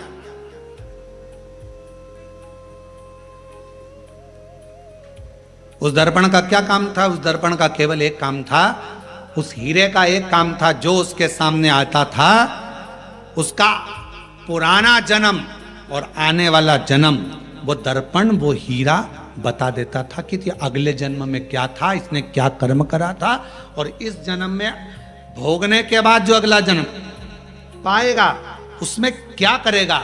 वो दर्पण जो शंकर भगवान के शिवलिंग पर जो हीरा लगा हुआ था वो बता देता था। अब उस समय पर जिन मुगलों का राज्य था वो उस मंदिर में गए और उस मंदिर में जाकर उन्होंने जैसे ही उस राजा को मालूम पड़ा, नवाब को मालूम पड़ा, उसने कहा जरा जाकर देखता हूं, देखूं जरा। और नवाब गया, राजा गया, उसने भगवान शंकर के शिवलिंग के सामने जो हीरा लगा था, दर्पण लगा था, उस हीरे को उस दर्पण में अपना प्रतिबिंब देखा। उस दर्पण में, उस हीरे में उसने अपना प्रतिबिंब देखा। जो उसने प्रतिबिंब देखा, प्रतिबिंब देखते ही उसने देखा मेरा पूर्व का जन्म इतना बुरा था और आने वाला जन्म मेरा उससे भी ज्यादा बुरा होगा। गुस्सा आ गया उसको, पूरा मंदिर तहस नहस करवा दिया, आसपास का पूरा मंदिर तोड़वा दिया, हीरा जड़त, दर्पण हीरा सब जो लगा था सब तोड़ तोड़ा कर लेके चला गया। सब टूट गया, सब नष्ट कर दिया। शिव महापुराण की कथा कर रही है, भगवान शंकर का चरित्र कर रहा है, शिव तत्व कह रहा है। अगर वो राजा चाहता तो शिव महापुराण की कथा में लिखा है, दुनिया के सामने आप कैसे भी रह लो पर तुम्हारे कर्म का दंड तो तुमको भोगना पड़ेगा। पर यदि अगर शंकर भगवान को एक लोटा जल आप समर्पित कर रहे हो तो तुम्हारा पहला क्या निकला, बाद में क्या होना है, वो महादेव के हाथ में चला जाएगा और महादेव तुम्हें कष्ट नहीं देगा। महादेव तुम्हें तकलीफ नहीं देगा, दुख नहीं देगा, कष्ट नहीं देगा। फिर वही लाइन आ गई स्मरण में कि मत बुरे कर्म कर बंदे वरना पछताएगा, भगवान की आंखों से तू बच नहीं पाएगा, तू बच नहीं पाएगा। अरे ओ अज्ञानी मत कर नादानी, अरे ओ अज्ञानी मत कर नादानी, तेरे कर्म का फल भी तू ही पाएगा, जैसा किया तूने तेरे आगे आएगा। मत बुरे कर्म कर बंदे वरना पछताएगा, भगवान की आंखों से तू बच नहीं पाएगा, तो बच नहीं पाएगा। शिव महापुराण की कथा कर रही है, भगवान शंकर का चरित्र कर रहा है। कोई दिखावा, कोई धन, कोई दौलत पार्वती जी लेकर नहीं गई। तप करने के लिए मां पार्वती जी बैठी, तब से शिव प्रकट नहीं हुए। साधना करने पार्वती जी बैठी, प्रकट नहीं हुए। सारा व्रत, सारा उपास, सारी साधना, सारा तप पार्वती जी ने कर लिया, शिव प्रकट नहीं हुए। तब सखी ने कहा, तब सखी बोली, सहेली ने कहा, पार्वती मैंने सुना है शंकर भगवान एक लोटे जल से प्रसन्न हो जाते हैं। मैंने सुना है शिवजी एक बूंद जल चढ़ जाए शिव प्रसन्न हो जाते हैं। थोड़ा सा जल चढ़ा, शंकर कृपा करें। और फिर निवेदन करूं सभी श्रोताओं से, सावन के महीने में कथा सुनने वाले सभी श्रोता भाई बहनों से फिर निवेदन करूं, भगवान शंकर की कथा, शिव महापुराण की चरित्र कथा वर्णन कर रही है। कुछ ना बने तो शंकर के मंदिर में केवल कुछ भी ना हो तो केवल घर से एक लोटा जल भरकर जाना, शिव के मंदिर में प्रारंभ कर दो। मेरा देव अधिदेव महादेव करुणा करना प्रारंभ कर देगा, शंकर करुणा करना प्रारंभ कर देगा। जल सारी समस्या का हल हर हर बोल बम का नारा है, सारी समस्या का हल श्री शिवाय। केवल जल चढ़ाना प्रारंभ, और कुछ भी नहीं। शिव स्वीकार करेगा, भगवान शंकर स्वीकार करेगा।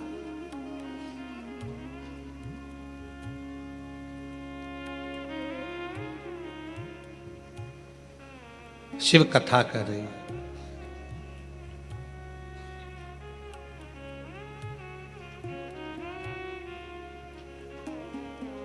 एक गुरु में और एक शिव में एक बहुत बड़ा अंतर होता है।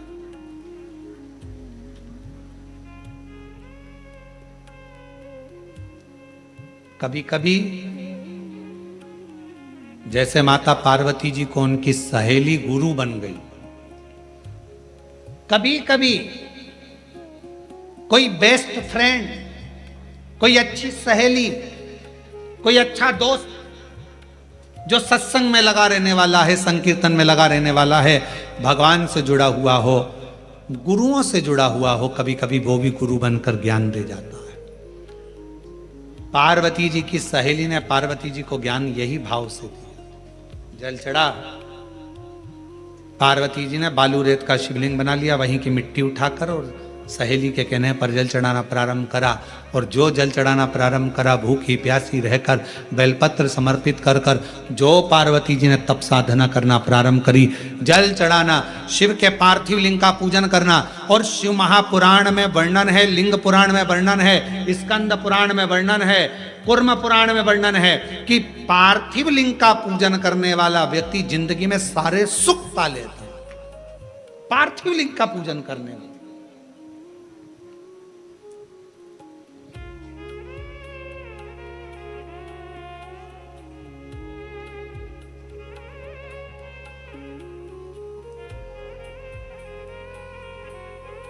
एक माता जी ने एक प्रश्न किया, गुरु जी हमारे यहां से नदी बहुत दूर है और हमारे घर में कोई पेड़ पौधा भी नहीं है, तो हम वो भगवान का चढ़ा हुआ जल, भगवान पे चढ़ा हुआ पंचामृत कहां समर्पित करने जाए?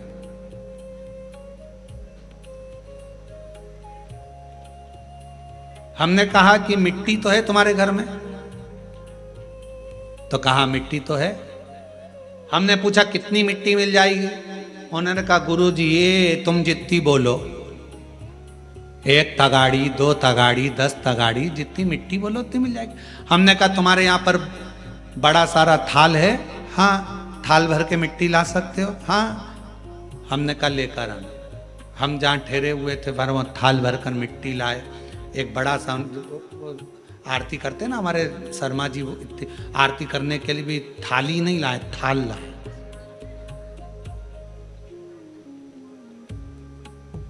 अब इतना बड़ा थाल देखा है आप लोगों ने? देखा कि नहीं देखा?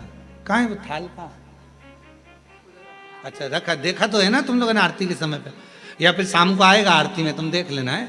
हमारे यहाँ ये महाकाल सेवा समिति व भक्त मंडल है ना, ये छोटा मोटा मंडल नहीं है, ये हर चीज बड़ी करता है। तो यहाँ ये आरती की थाली भी छोटी नहीं लाया, ये आरती की थाली भी बड़ी लाया, और ऐसी मोटी थाली इतनी बड़ी। अब वो आरती करने वालों से हम उनका हाथ देखते हैं तो कई बार हमें सोचने में आता है पकड़ भी पा रहा है कि ना पकड़ पा रहा है राम जी है। अब मोटी सारी थाली, अब वो इतने बड़ी थाल लिया है। हमने कहा इसको मिट्टी से भर ला। अब वो मिट्टी से भर कर लिया।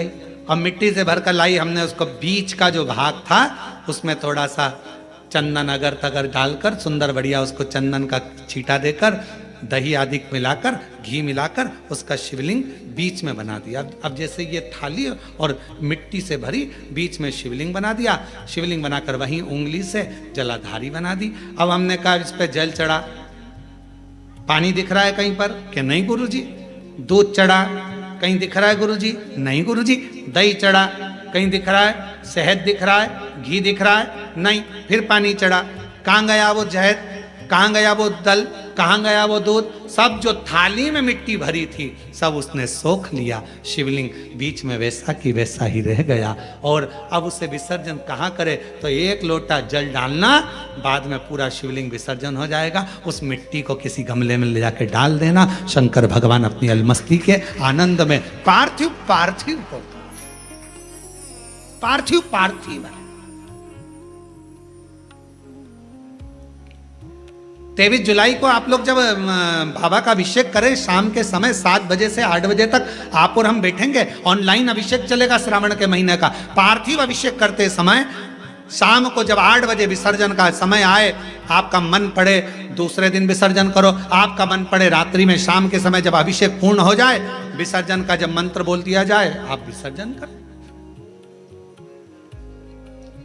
शिवरात्रि का दिन एक ऐसा दिन होता है कि शिवरात्रि की रात्रि को 4 पहर में 4 बार कई भक्त शिवलिंग का निर्माण करते हैं, 4 बार विसर्जन करते हैं। 4 बार शिवलिंग का निर्माण करते, 4 बार विसर्जन करते, 4 बार शंकर की आराधना में डूबे रहते हैं। पूरी रात शिव की आराधना चलती रहती, पूरी रात साधना में। और पढ़िएगा शिव महापुराण में सारे लेख आपको मिलेंगे, सारे लेख शिव महापुराण में एक एक चीज आपको पढ़ने को मिलेगी, कोई अलग सेट कर कुछ। काली मिर्च चढ़ाने का क्या विधान है, गेहूं के दाने चढ़ाने का क्या विधान है, काली तिल चढ़ाने का क्या विधान है, धतूरा चढ़ाने का क्या विधान है, शमी पत्र चढ़ाने का क्या विधान है, बेलपत्र चढ़ाने का क्या विधान है। जो चीज 23 जुलाई को चढ़ाई जाएगी उसका सारा विधान आपको आप शिव महापुराण के अंदर मिलेगा। बस पढ़ना उसको, केवल पढ़ो, अध्ययन करो। किसी ने लिख दिए, लिख देगा, लिखने वाला लिखेगा ये क्यों चढ़ाया, इससे क्या होता है, नहीं, अपने पढ़ो, उसको अध्ययन करो।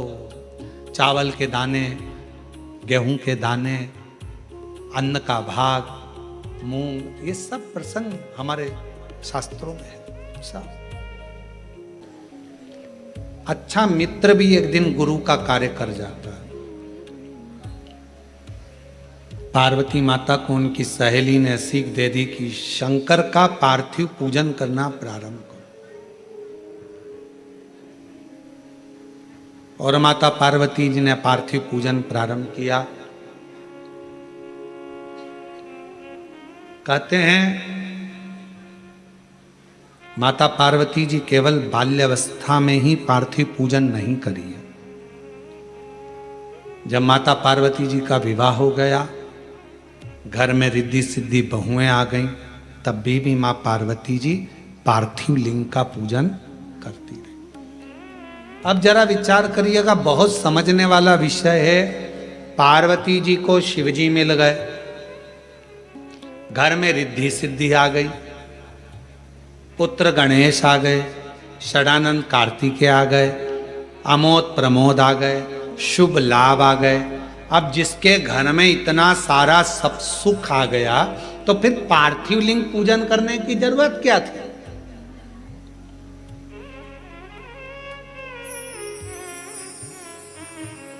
फिर पार्थिव पूजन क्यों, किस लिए?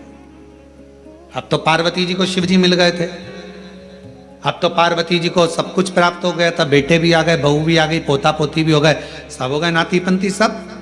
तो फिर अब पार्थिव पूजन क्यों? तो शिव महापुराण की कथा कहती है,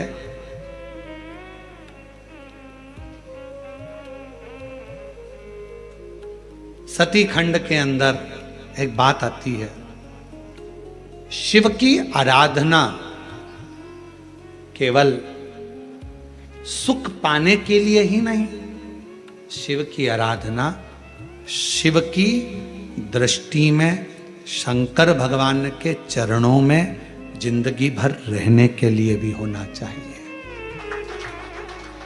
शिव के चरणों में रहने के लिए।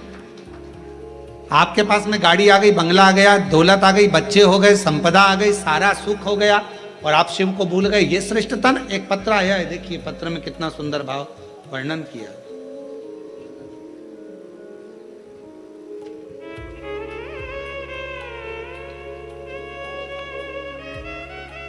सुमित्रा चौहान, दीपक,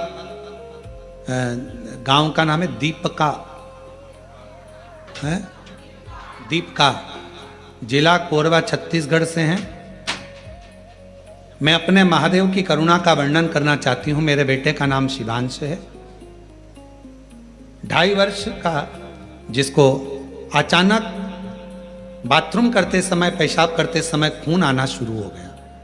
मैंने डॉक्टर को दिखाया तो सोनोग्राफी में बोला गया कि इसके बच्चे के पेशाब थैली के अंदर एक 1.5-1.4 सेंटीमीटर की गठान हो गई, जिसका रिपोर्ट लगाया गया है गांठ का साथ में। डॉक्टर ने बच्चे को रायपुर ले जाने के लिए कह दिया। बच्चे को रायपुर लेकर गए। डॉक्टर ने सीटी स्कैन करा और ऑपरेशन के लिए बोल दिया कि ऑपरेशन शीघ्र करना पड़ेगा। ऑपरेशन करने पर मालूम भी पड़ेगा कि गठान कैसी है, काय की। हम लोग घबरा गए। हमने डॉक्टर साहब से कहा कि आप तो थोड़ी दवाई दे दीजिए और हम ऑपरेशन कराने के लिए तारीख निकलवा ली है। और तारीख लेकर, थोड़े से समय की तारीख लेकर हम आ गए। हमारे एक रिश्तेदार ने कहा कि वो सीहोर वाला महाराज कथा कहता है, बच्चे को टीवी पर सुनाओ और बन सके तो इसको एक बार सीहोर की धरा पर लेकर जाओ, वहां से रुद्राक्ष लेकर आओ, उसका पानी इसको दो, शंकर के मंदिर जाना प्रारंभ करो। हम बच्चे के लिए शिवालय जाना चालू कर दिए, शंकर को नमन करते और शिवजी पे चढ़ा हुआ जल लेकर आते, बाबा को प्रणाम करते, बेलपत्र लाते, बाबा पर पूरा भरोसा कर लिया। फिर एक बहन मिल गई मंदिर में, उसने कहा दीदी आप एक काम करो, पशुपतिनाथ का व्रत करो। हमने पशुपतिनाथ का व्रत करना प्रारंभ कर दिया। बाबा की ऐसी कृपा हो गई, बेटे का भी मन शिव जी के अंदर लगने लगा, वो भी साथ जाता। बाबा की कृपा से दूसरी बार हम फिर वापिस रायपुर गए और रायपुर में हमने वापिस सोनोग्राफी कराई। उन्हीं डॉक्टर साहब को दिखाया। डॉक्टर साहब बोले ये समझ में नहीं आ रहा, एक हफ्ते के अंदर गठान गल कैसे गई और बाबा की कृपा से पूर्ण तरह से बच्चा स्वस्थ कैसे हो गया। कहीं बैठा हो, अगर बच्चा आया हो या उसके घर के लोग आए हों तो आ सकते हैं। सुमित्रा चौहान, दीप का, ग्राम दीप का, जिला कोरबा, छत्तीसगढ़ से है।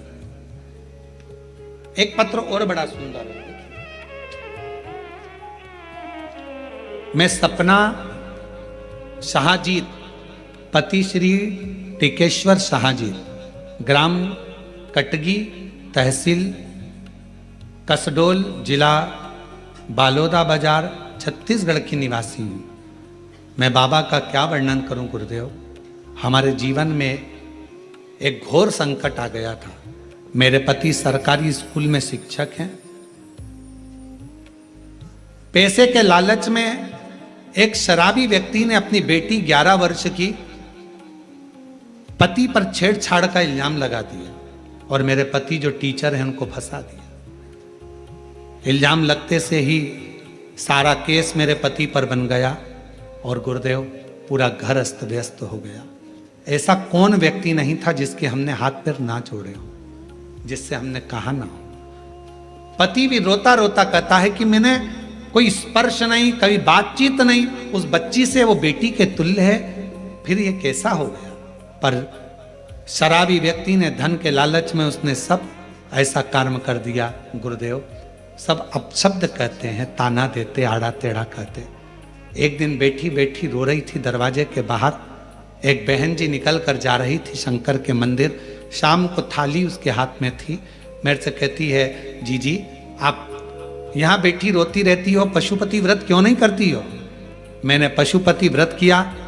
कुनकरी मयाली गांव में पंडाल में कथा सुनने का उस स्त्री ने मुझे बोला था, तो मैं पंडाल में कथा सुनने गई। बाबा से विनती करी। सब कह रहे हैं कि लंबा केस चलेगा, नौकरी नहीं मिलेगी और 3-4 साल केस में निकल जाएगा। पर बाबा तू कहता है ना कि कथा के पंडाल में जो मांगा जाए वो मिलता जरूर है। मैं भी कुंकुरी की कथा में हूं, मयाली आई हूं। बाबा कृपा करना, मेरे बेटे की, मेरे पति की वापिस नौकरी लगा देना, सारा केस निपटा देना। बाबा तुम सत्य को मानते हो ना शिव। सीहोर वाला महाराज कहता है सत्यम शिवम सुंदरम होता है, तो मैं सत्य पर जीने वाली हूं। बाबा तेरा साथ नहीं छोड़ूंगी जिंदगी भर, तो कृपा करना अगली कथा जहां होगी मैं वहां पहुंचूंगी। गुरुदेव जिस केस में 3 साल लग जाते हैं, मेरे कुबेर भंडारी ने सिर्फ 3 महीने में ही पति को दोष मुक्त करा दिया और उनकी नौकरी वापिस मिल गई और बाबा की कृपा हो गई। मैं बाबा को प्रणाम करने के लिए हाँ, शिव शिव है, शंकर शंकर। आप अच्छा कर्म करो, शिव आपका साथ दे।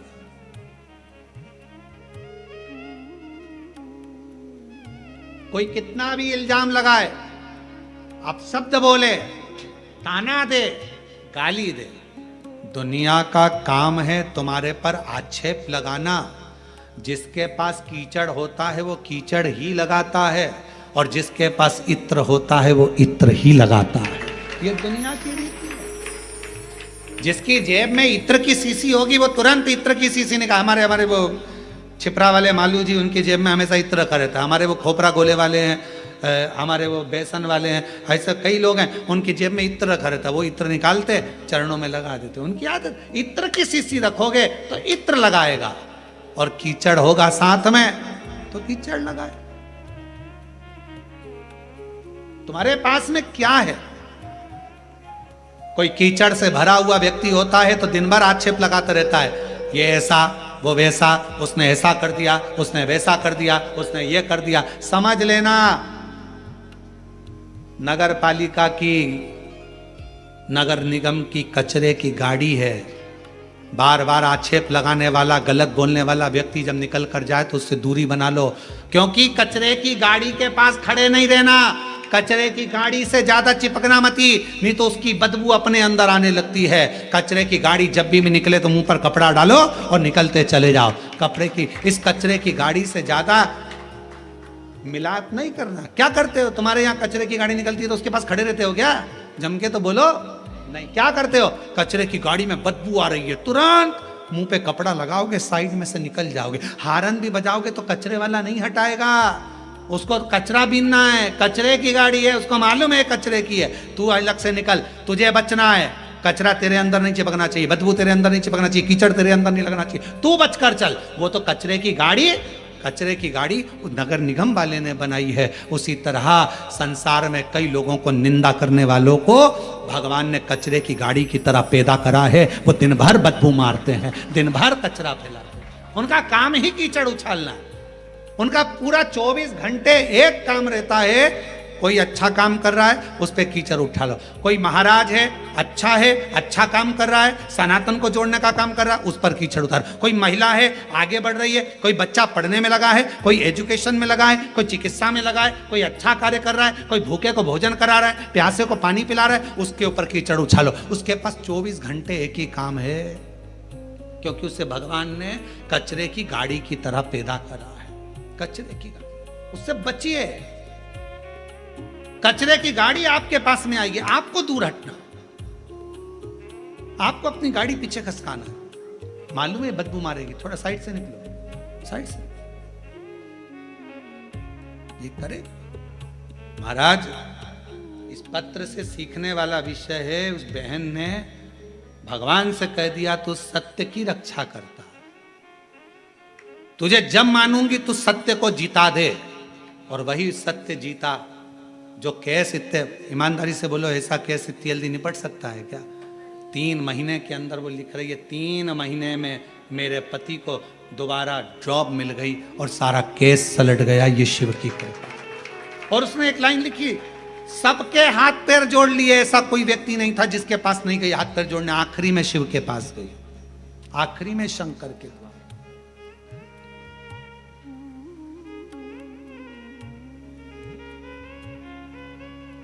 और हो पालनहारे निर्गुण तुमरे बिन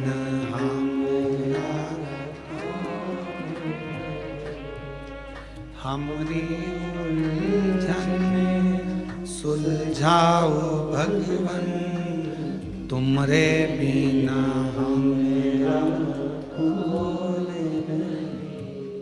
ओ पालनहारे निर्गुण न्याय, तुमरे बिना हमरा। आप उसके अधीन हो। अच्छा मित्र भी गुरु होता है, अच्छा रिश्तेदार भी गुरु होता है। अगर जो सत्संग से जुड़ा हुआ है, जिसके विचार अच्छे हैं, मन शुद्ध है, हृदय शुद्ध है, वो एक गुरु का काम करता है। आपकी कोई बेस्ट फ्रेंड होगी, अच्छी होगी, व्रत साधना पूजन में लगने वाली होगी तो अच्छा ज्ञान देगी। ऐसा नहीं कि आपको घर तोड़ देगी। पार्वती जी की सहेली ने अच्छा ज्ञान दिया। गुरु और भगवान में बहुत बड़ा अंतर होता है। गुरु और भगवान में बहुत बड़ा अंतर होता है। गुरु तुम्हें मंदिर जाना सिखाता है, गुरु तुम्हारे हाथ में माला पकड़ाता है, गुरु तुम्हें पूजन करने का विधान बताता है, गुरु तुम्हें कथा सुनने में मन लगाने का कहता है, गुरु तुम्हें मंदिर तक भेज देता है। और भगवान क्या करता है? गुरु माला पकड़ाएगा, भगवान माल पकड़ाएगा। समझते हैं ना? जरा बहुत समझदारी का ध्यान देना। शिव पुराण है। गुरु क्या पकड़ाएगा? माला। भगवान क्या पकड़ाएगा? माल। गुरु क्या पकड़ाएगा? मंदिर का द्वारा। मंदिर जाओ, एक लोटा जल चढ़ाओ। और भगवान क्या पकड़ाएगा? गाड़ी का स्टेयरिंग, गाड़ी, बंगला, जाए। गुरु कहां पहुंचाएगा? मंदिर के दरवाजे। और भगवान कहां पहुंचाएगा? धन दौलत संपदा में। गुरु क्या कहेगा? भक्ति करना। और भगवान क्या कहेगा? भगवान सोचेगा अगर ये भक्ति में लगा रहेगा तो इसको मुझे देते ही रहना पड़ेगा, इसको भक्ति से हटाना जरूरी है। तो भगवान क्या करता है कि तुम्हें माला से हटाकर माल में फंसा देता है। भगवान क्या करता है? मंदिर जाते जाते जब तुम्हारा काम हो जाता है तो मंदिर जाना बंद करवा देता है, तुम्हें व्यस्त करा देता है। फिर भगवान क्या करता है? तुम कथा में मन लगाते रहते हो तो भगवान धीरे धीरे तुम्हारे मन को कथा सुनते सुनते उच्चिष्ट कर देगा। तुमको लगेगा बहुत सालों से सुन रही हूँ, 2 साल हो गए, 4 साल हो गए, अब मन उच्चिष्ट होने लगेगा। तो धीरे धीरे उच्चिष्टता आने लगती है। अर्थात भगवान तुम्हें कथा से दूर करेगा, मंदिर से दूर करेगा, सत्संग से दूर करेगा। क्यों? क्योंकि भगवान को मालूम है अगर ये मेरा भजन करती रहेगी, भक्ति करती रहेगी, कथा सुनती रहेगी तो मुझे देते रहना पड़ेगा। इसको पहले भक्ति में से हटाऊंगा तो ये देना मुझे बंद करना पड़ेगा। मैं देना कब बंद करूंगा? जब ये भक्ति से मन को हटाए। ये भक्ति से मन को हटाए, मैं देना बंद करूं। और भक्ति से अगर इसका मन हट गया, भजन से मन हट गया, संकीर्तन से मन हट गया तो फिर ये मेरे पास से गया, मेरे पास। और भोले मैं तेरी पतंग, इस लाइन को स्मरण करना। पतंग आकाश में है, कब तक है? जब तक डोर आपके हाथ में है। डोर टूटी, पतंग उड़ी, कहीं पेड़ पे फंसी, कहीं छत पर पड़ी, कहीं झाड़े में पड़ी, कहीं नली में, कहीं रोड पे, कहीं गटर में पड़ी। भगवान के हाथ में जब तक हमारी डोर है तब तक हम भगवान के चरणों से बंधे हुए हैं। तो भगवान हम पर ढील भी देगा, ऊपर भी करेगा, नीचे भी लाएगा, संभाल लेगा, उलझने नहीं देगा, कटने नहीं देगा। और छूटे, कट भी गए, टूट भी गए, बेकार हो गए, ना जाने। भोले मैं तेरी हवा बिच बाबा डोर हत्तू कटी भोले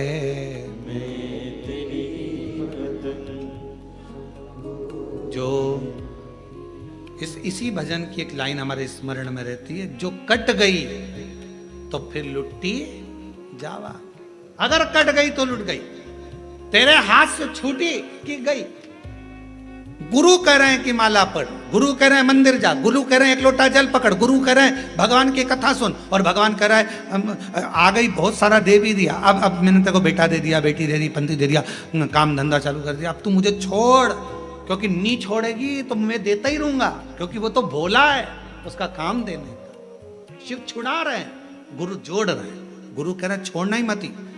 जब जब टीवी पर कथा मिले, आस्था चैनल पर शिव महापुराण की कथा आ रही हो, तुरंत बैठ जाओ कथा सुनने। सुनने भी ना बैठो तो चलते फिरते टीवी चालू कर दो, चलने दो और अपना काम करते रहो, कथा सुनते।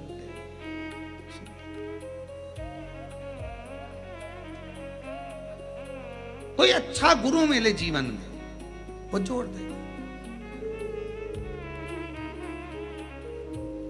पार्वती मैया को उनकी सहेली अच्छा गुरु के रूप में, और बहुत अच्छे गुरु के रूप में माता पार्वती जी की सहेली मिली। तो पार्वती जी की सहेली ने कहा कि पार्थिव लिंग की आराधना करो। कोई अच्छा पहचान वाला मिले ना, जो भगवान को जानता हो, उसका संग जरूर करो। पहले ऐसा नियम था, तुम्हारे छत्तीसगढ़ में था कि नहीं था हमको नहीं मालूम। पहले ऐसा नियम था, शादी में सोना खरीदने जाते थे तो जो सोने के परखदार होते थे उसको लेकर जाते थे दुकान पे। तुम चलो जीजी, तुम अच्छे से देख लोगी, काका जी मामा जी, बहू का सोना लेना है, बेटी की झुमकी लेना है, ये करना है, तुम चलो सोना की परख कर सकते। बोलो बोलो सही है। कपड़ा लेने जाते थे तो परखदार को ले जाते थे, बड़े भैया को लेके जाना, कपड़े की परख उनको बहुत ज्यादा है, कौन सा कपड़ा अच्छा रहेगा पानी में, कौन सा सुखड़ेगा नहीं, मालूम पड़े धोया और सुखड़ गया, बड़े भैया को लेके जा, उनको कपड़े की परख है। फ्रिज लेने जाते थे तो घर के कम से कम 8 लोग जाते थे, 4-6-8 फ्रिज लेने। क्यों? कोई परखैया को ले जाओ, लाइट वाले को, उसको मालूम है कौन सी कंपनी का अच्छा रहता है, कौन सा पावर होता है, कौन सा क्या होता है, कौन सा, परखदार को लेकर जाते। याद रखना, सोना लेने जाओ तो परखैया को लेकर जाओ, इलेक्ट्रॉनिक सामान लेने जाओ तो परखैया को लेकर जाओ, कपड़े लेने जाओ तो परखदार को लेकर जाओ। उसी तरह शंकर की कथा भी सुनने के लिए जाओ तो साथ में उसको लेकर जाना जो थोड़ा परखैया हो, भगवान की भक्ति में रमा रहता हो, शिव की भक्ति में लगा रहता, उस परखैये को लेकर जाओ। अब तुम साथ में ले गई ऐसी जीजी को जिसका मनी कथा में चलना चलना, कितनी देर से महाराज बोले ही जा रहा, बोले ही जा रहा।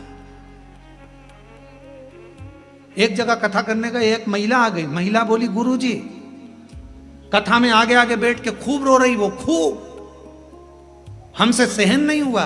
तो हमने पूछा बाद में उससे, तू इतना क्यों रो रही है कथा में, हम तो कथा रोने की बोलते ही नहीं है, तू क्यों रो रही है?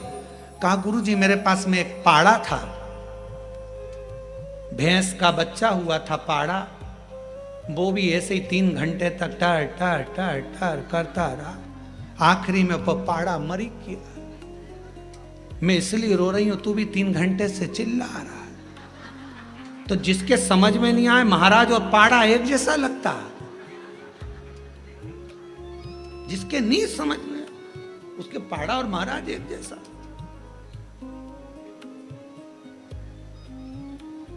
परखैया लेकर जाओ, साथ में किसी को ऐसे को मत ले जाना, चल कथा में चलो, उसको ले गई बिठा दिया कथा के अंदर और कथा में बिठाया, उसका मन उसका चले, अब चले अपन आरती के पहले निकल चले, आरती के पहले निकल चले। अब उसे कौन समझाए कि महाराज कहते हैं आरती के बाद उठना, जमीन को नमन करना, रज को लेना, शरीर से लगाना, प्रणाम करना, विनती कर कर फिर जाना कि बाबा मेरी 3 महीने में झोली भर देना, मैं जिस कामना से आई हूँ वो कामना पूरी कर देना। कौन समझाए उसको? वो तो करी चल चल चल चल एक जैसी, क्योंकि परखैया नहीं है, इसलिए शिव पुराण की कथा कहती है कथा में भी जाना तो परखदार को लेकर जाना, जिसका मन शंकर में पहले से लगा हुआ हो उसको लेकर जाओ, तो तुम में और भक्ति आएगी। कितनी जोरदार कथा हुई, कितना अच्छा रहा, भगवान की कृपा थी। इतना बड़ा अपना कोरबा समंदर नहीं घुस पाए, अपन घुस गए, भगवान की बड़ी कृपा हो गई, अच्छे से बैठ गए, ये शिव की कृपा हो गई। बढ़िया, भगवान ने बड़ी करुणा। बस कीचड़ बहुत था, नीचे पाँव नहीं रखे, मैंने तो कुर्सी पे ही वैसी रख के बैठ गई, ऐसे पाँव रख के बैठ गई, बहुत कीचड़ था। मैंने बहुत ध्यान से, भैया इधर बाजू वाला ऐसा बैठा था, बार बार मेरी कुर्सी हिलाए, गिर जाती कीचड़ में, तो एक बार मैंने घूर के देख लिया, वो सही बैठ गया। फिर मैंने कथा अच्छे से सुनी, परखदार परखदार शिव तक। और ऐसो कोई नहीं रे हीरा को परखैयो राम, कोई नहीं रे, ऐसो कोई नहीं रे यहाँ हीरा को परखैयो राम, कोई। हीरा का परखदार कौन मिलेगा? साधु आवे, योगी आया, भोगी आया, ढोंगी आया रे, और गुरु आया गांव में तो कोई नहीं रे, यहाँ कोई नहीं रे, या हीरा को परखैयो राम, कोई नहीं। हीरा का परखदार मिलना बहुत कठिन है महाराज। हीरे के और हीरा का परखदार मिल भी सकता है, पर दिल की पीड़ा का परखदार मिलना बहुत कठिन है। हीरा का परखदार मिल भी सकता है, पर पीड़ा को परखने वाला बहुत कम मिलेगा। समझने वाला, तुम्हारे दिल की बात को समझे, हृदय की बात को समझे, वो मिले तो।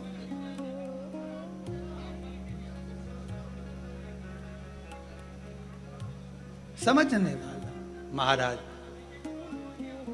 शिव तत्व है, शंकर की करुणा है, शिव कथा है। तुम आना भोले बाबा मेरे मकान में, तेरा डमरू डम डम बाजे सारे। बाबा तुम आना तो ऐसे आना, तुम पार्वती को लाना। तुम बोलो, सब बोलो, तुम दोनों मत बोलो, सब बोलो। तुम पार्वती को लाना, तुम पार्वती को लाना, संग गणपति को लाना, संग गणपति को लाना मेरे। तेरा डमरू डम डम सारे। बस बाबा से निवेदन करना, आप आओ मेरे हृदय के मकान में, मेरे दिल के मकान, मेरे हृदय में बैठो। बाबा तुम लक्ष्मी जी को लाना, नारायण जी को लाना मेरे, फिर कभी नहीं है जाना, मेरे मकान से वापिस मत जाना। तुम लक्ष्मी जी को लाना, नारायण जी को लाना मेरे, तेरा डमरू डम डम बाजे सारे। बाबा इतनी कृपा करना, आप आओ मेरे मकान में रहो, सबको लेकर आओ। ये घर मेरा नहीं आपका, ये हृदय आपका, ये चित्त आपका, ये मन आपका।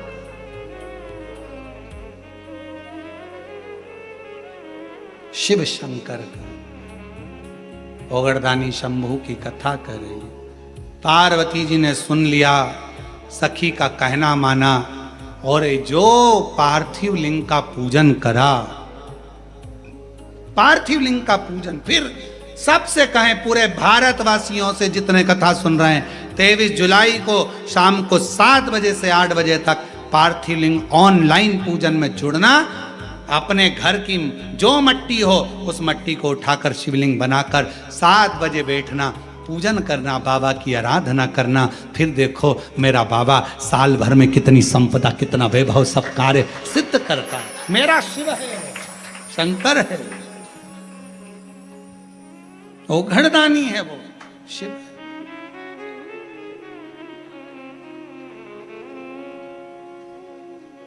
ये कथा तो 18 तारीख को, कल तो कथा का छठा दिन है।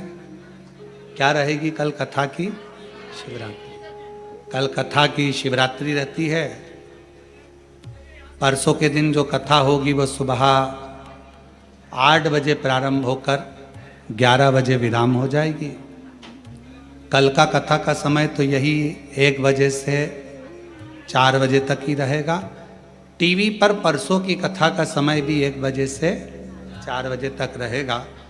और परसों जो कथा यहाँ होगी, जो कोरबा छत्तीसगढ़ में ऑनलाइन कथा चल रही है, कथा का यहाँ जो समय रहेगा वो सुबह 8 बजे से 11 बजे तक रहेगा। और ऑनलाइन कथा का समय वही 1 बजे से 4 बजे तक। फिर कथा 18 को यहाँ विराम होकर 21 तारीख से 25 तारीख तक ऑनलाइन शिव महापुराण की कथा। उस कथा का नाम रहेगा श्रावण शमी शिव महापुराण की कथा। शमी का जो पौधा होता है, शमी का जो वृक्ष होता है, शमी की पत्तियों से शिव को समर्पित कर कर बड़े रोगों से कैसे निपटा जा सकता है, कैसे किसी कामना के लिए शमी के पत्र का प्रयोग किया जाता है, श्रावण महीने में शमी का पत्र कैसे चढ़ाना चाहिए, वो सारा प्रसंग उस कथा में रहेगा। वो कथा 5 दिन की ऑनलाइन रहेगी, 1 बजे से 4 बजे तक, 21 जुलाई से 25 जुलाई तक। 25 जुलाई को कथा विराम हो जाएगी 1 बजे से 4 बजे तक ऑनलाइन। फिर 30 जुलाई से 5 अगस्त तक भिलाई जयंती स्टेडियम में शिव महापुराण की कथा 1 बजे से 4 बजे तक रहेगी। वो ऑफलाइन रहेगी। वो कथा में सब लोग आ सकते हैं, कथा सुन सकते हैं, ग्राउंड में बैठकर उस कथा का लाभ जयंती स्टेडियम में ले सकते हैं। 5 अगस्त को वो कथा विराम होकर 6 अगस्त को बाबा की जो प्रदोष की कावड़ भराती है, जिसको हमारे यहाँ पर भाव से कुबेरेश्वर बाबा की कामना की कावड़ कहते हैं, कि जो दिल से भरता है बाबा अगली कावड़ जब भराती है तब तक उसकी जो कामना होती है वो पूरी कर देता है। ऐसी प्रदोष की 6 अगस्त की कावड़ सुबह 9 बजे सीहोर के माँ सीवन माता के तट से भरकर कुबेरेश्वर बाबा के मंदिर 11 किलोमीटर दूर पैदल हमारे और आपके साथ में बोल बम करते हुए शिव का नाम लेते हुए चलेंगे। खूब आनंद के साथ आप सब उसमें आमंत्रित हैं, शिव की उस अविरल भक्ति को धारण करने के लिए, शिव तत्व के लिए। शिव कथा कह रही, भगवान शंकर का चरित्र कह रहा, मां पार्वती जी ने स्वीकृत किया और माता पार्वती जी ने अपनी सहेली, अपनी सखी को गुरु मानकर उसकी ही बात को स्वीकार किया। और बात स्वीकार कर माता पार्वती जी ने पार्थिव लिंग का पूजन करना प्रारंभ करा। और उस पार्थिव लिंग का पूजन का फल कितना मिला कि देव अधिदेव महादेव पार्वती जी को प्राप्त हो। स्वयं शिव माता पार्वती जी जब शिव जी से वर प्राप्त कर ली कि मैं तुम्हें लेने के लिए आऊंगा और तुम्हारा विवाह मेरे साथ ही होगा, तब पार्वती जी अपने पिता के साथ, हिमालय राज के साथ अपने भवन में चली। समय बीतता गया। भगवान ओघड़दानी, शंभु, उत्तरकालदर्शी, कैलाशी, अविनाशी शंकर भगवान जब मंगल विवाह का समय आया तो बारात लेकर पहुंचे और शिव जी का विवाह पार्वती जी के साथ हुआ। अब देखिएगा जरा, शिव महापुराण का एक छोटा सा प्रसंग कितना सुंदर वर्णन कर रहा है कि शिवजी पार्वती माता को लेकर चले। सबसे पहले पार्वती माता को लेकर शंकर भगवान गए तो काशी गए, महाशमशान, महामशान, महाशमशान काशी में बाबा विश्वनाथ की धरा पर बाबा विश्वनाथ पार्वती जी को लेकर गए और पार्वती जी उस पवित्र धरा पर पहुंचती हैं तो शिव जी उनको देखते हैं। शंकर भगवान को लगा एक सौभाग्यवती नारी स्त्री जिसका अभिमंगल विवाह हुआ, शादी हुई, क्योंकि भगवान शंकर जानते थे माता सती को विवाह के बाद में कुंभज ऋषि के यहाँ लेकर गया था और कुंभज ऋषि के यहाँ जाने के बाद माता सती ने अपने शरीर को त्याग दिया, सती ने शरीर को छोड़ दिया। तो शिव जी को लगा, भगवान शंकर को लगा जरा मैं भी तो देखो। सती माता को लेकर गया तो कुंभज बाबा के यहां पर, तो पार्वती को लेकर गए महाशमशान में काशी में, और महाशमशान में जैसे ही पार्वती को लेकर गए शंकर भगवान को तो लगा था कि पार्वती जी को क्रोध आएगा कि विवाह के बाद मुझे कहां लेकर आए हो, मसान में, शमशान में। पार्वती को तो क्रोध आना चाहिए, पर माता पार्वती जी को क्रोध नहीं आया, बिल्कुल क्रोध। शिव जी ने पूछा, पार्वती तुझे मैं काशी लेकर आया हूं महाशमशान में और तुझे क्रोध नहीं आया? पार्वती जी कहती हैं, क्रोध किस बात का करूं, जब मेरे पूर्व में जो पिता रहे हैं दक्ष प्रजापति, उन्हीं ने आपको श्राप दिया था कि शमशान में निवास करोगे। जब आपको खुद ये मुझे मालूम है कि श्राप लगा है शमशान में रहने का, तो क्रोध किस लिए? और ये तो वो भूमि है जो दुनिया का व्यक्ति कभी अगर आएगा भी नहीं तो लोग उसे बांध कर लेकर आएंगे, पर आएंगे जरूर। ये तो वो भूमि, ये कोई साधारण शिव महापुराण की कथा कहती है काशी के कंकर कंकर में शंकर है, और काशी में जितने शंकर हैं वही काशी है, और काशी ही शंकर। काशी में निवास करने वाला एक छोटे से छोटा बच्चा भी, काशी में रहने वाला एक बूढ़े से बूढ़ा व्यक्ति भी, काशी में रहने वाला चाहे ब्राह्मण हो, चाहे क्षत्रिय हो, चाहे वैश्य हो, चाहे शूद्र हो, काशी में रहने वाला पशु हो, पक्षी हो, जीव हो, जलचर हो, थलचर हो, काशी में रहने वाला एक एक जीव भी मेरे शंकर का ही एक अंश है, शिव का ही एक रूप है, जो काशी में निवास कर रहा है। काशी में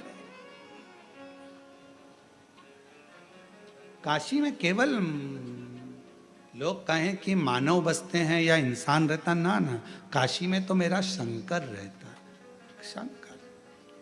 और तुम आना भोले बाबा मेरे मकान में, तेरा डमरू डम डम बाजे सारे। ऐसी पवित्र काशी में शिव जी पार्वती को लेकर गए। विदल उत्पल का संहार करने के लिए माता पार्वती ने कुंदुक का प्रहार करा। शिव जी का नाम कुंदकेश्वर महादेव हो गया। भगवान कुंदकेश्वर पधार रहे हैं, जोरदार ताली बजाकर स्वागत करिए। भगवान कुंदकेश्वर का अवतार हुआ। समय आया, कल कथा ठीक इसी समय 1 बजे से 4 बजे तक भगवान शिव की अविरल भक्तिमय कथा का लाभ लेंगे और अपने जीवन को धन्य बनाएंगे। हर हर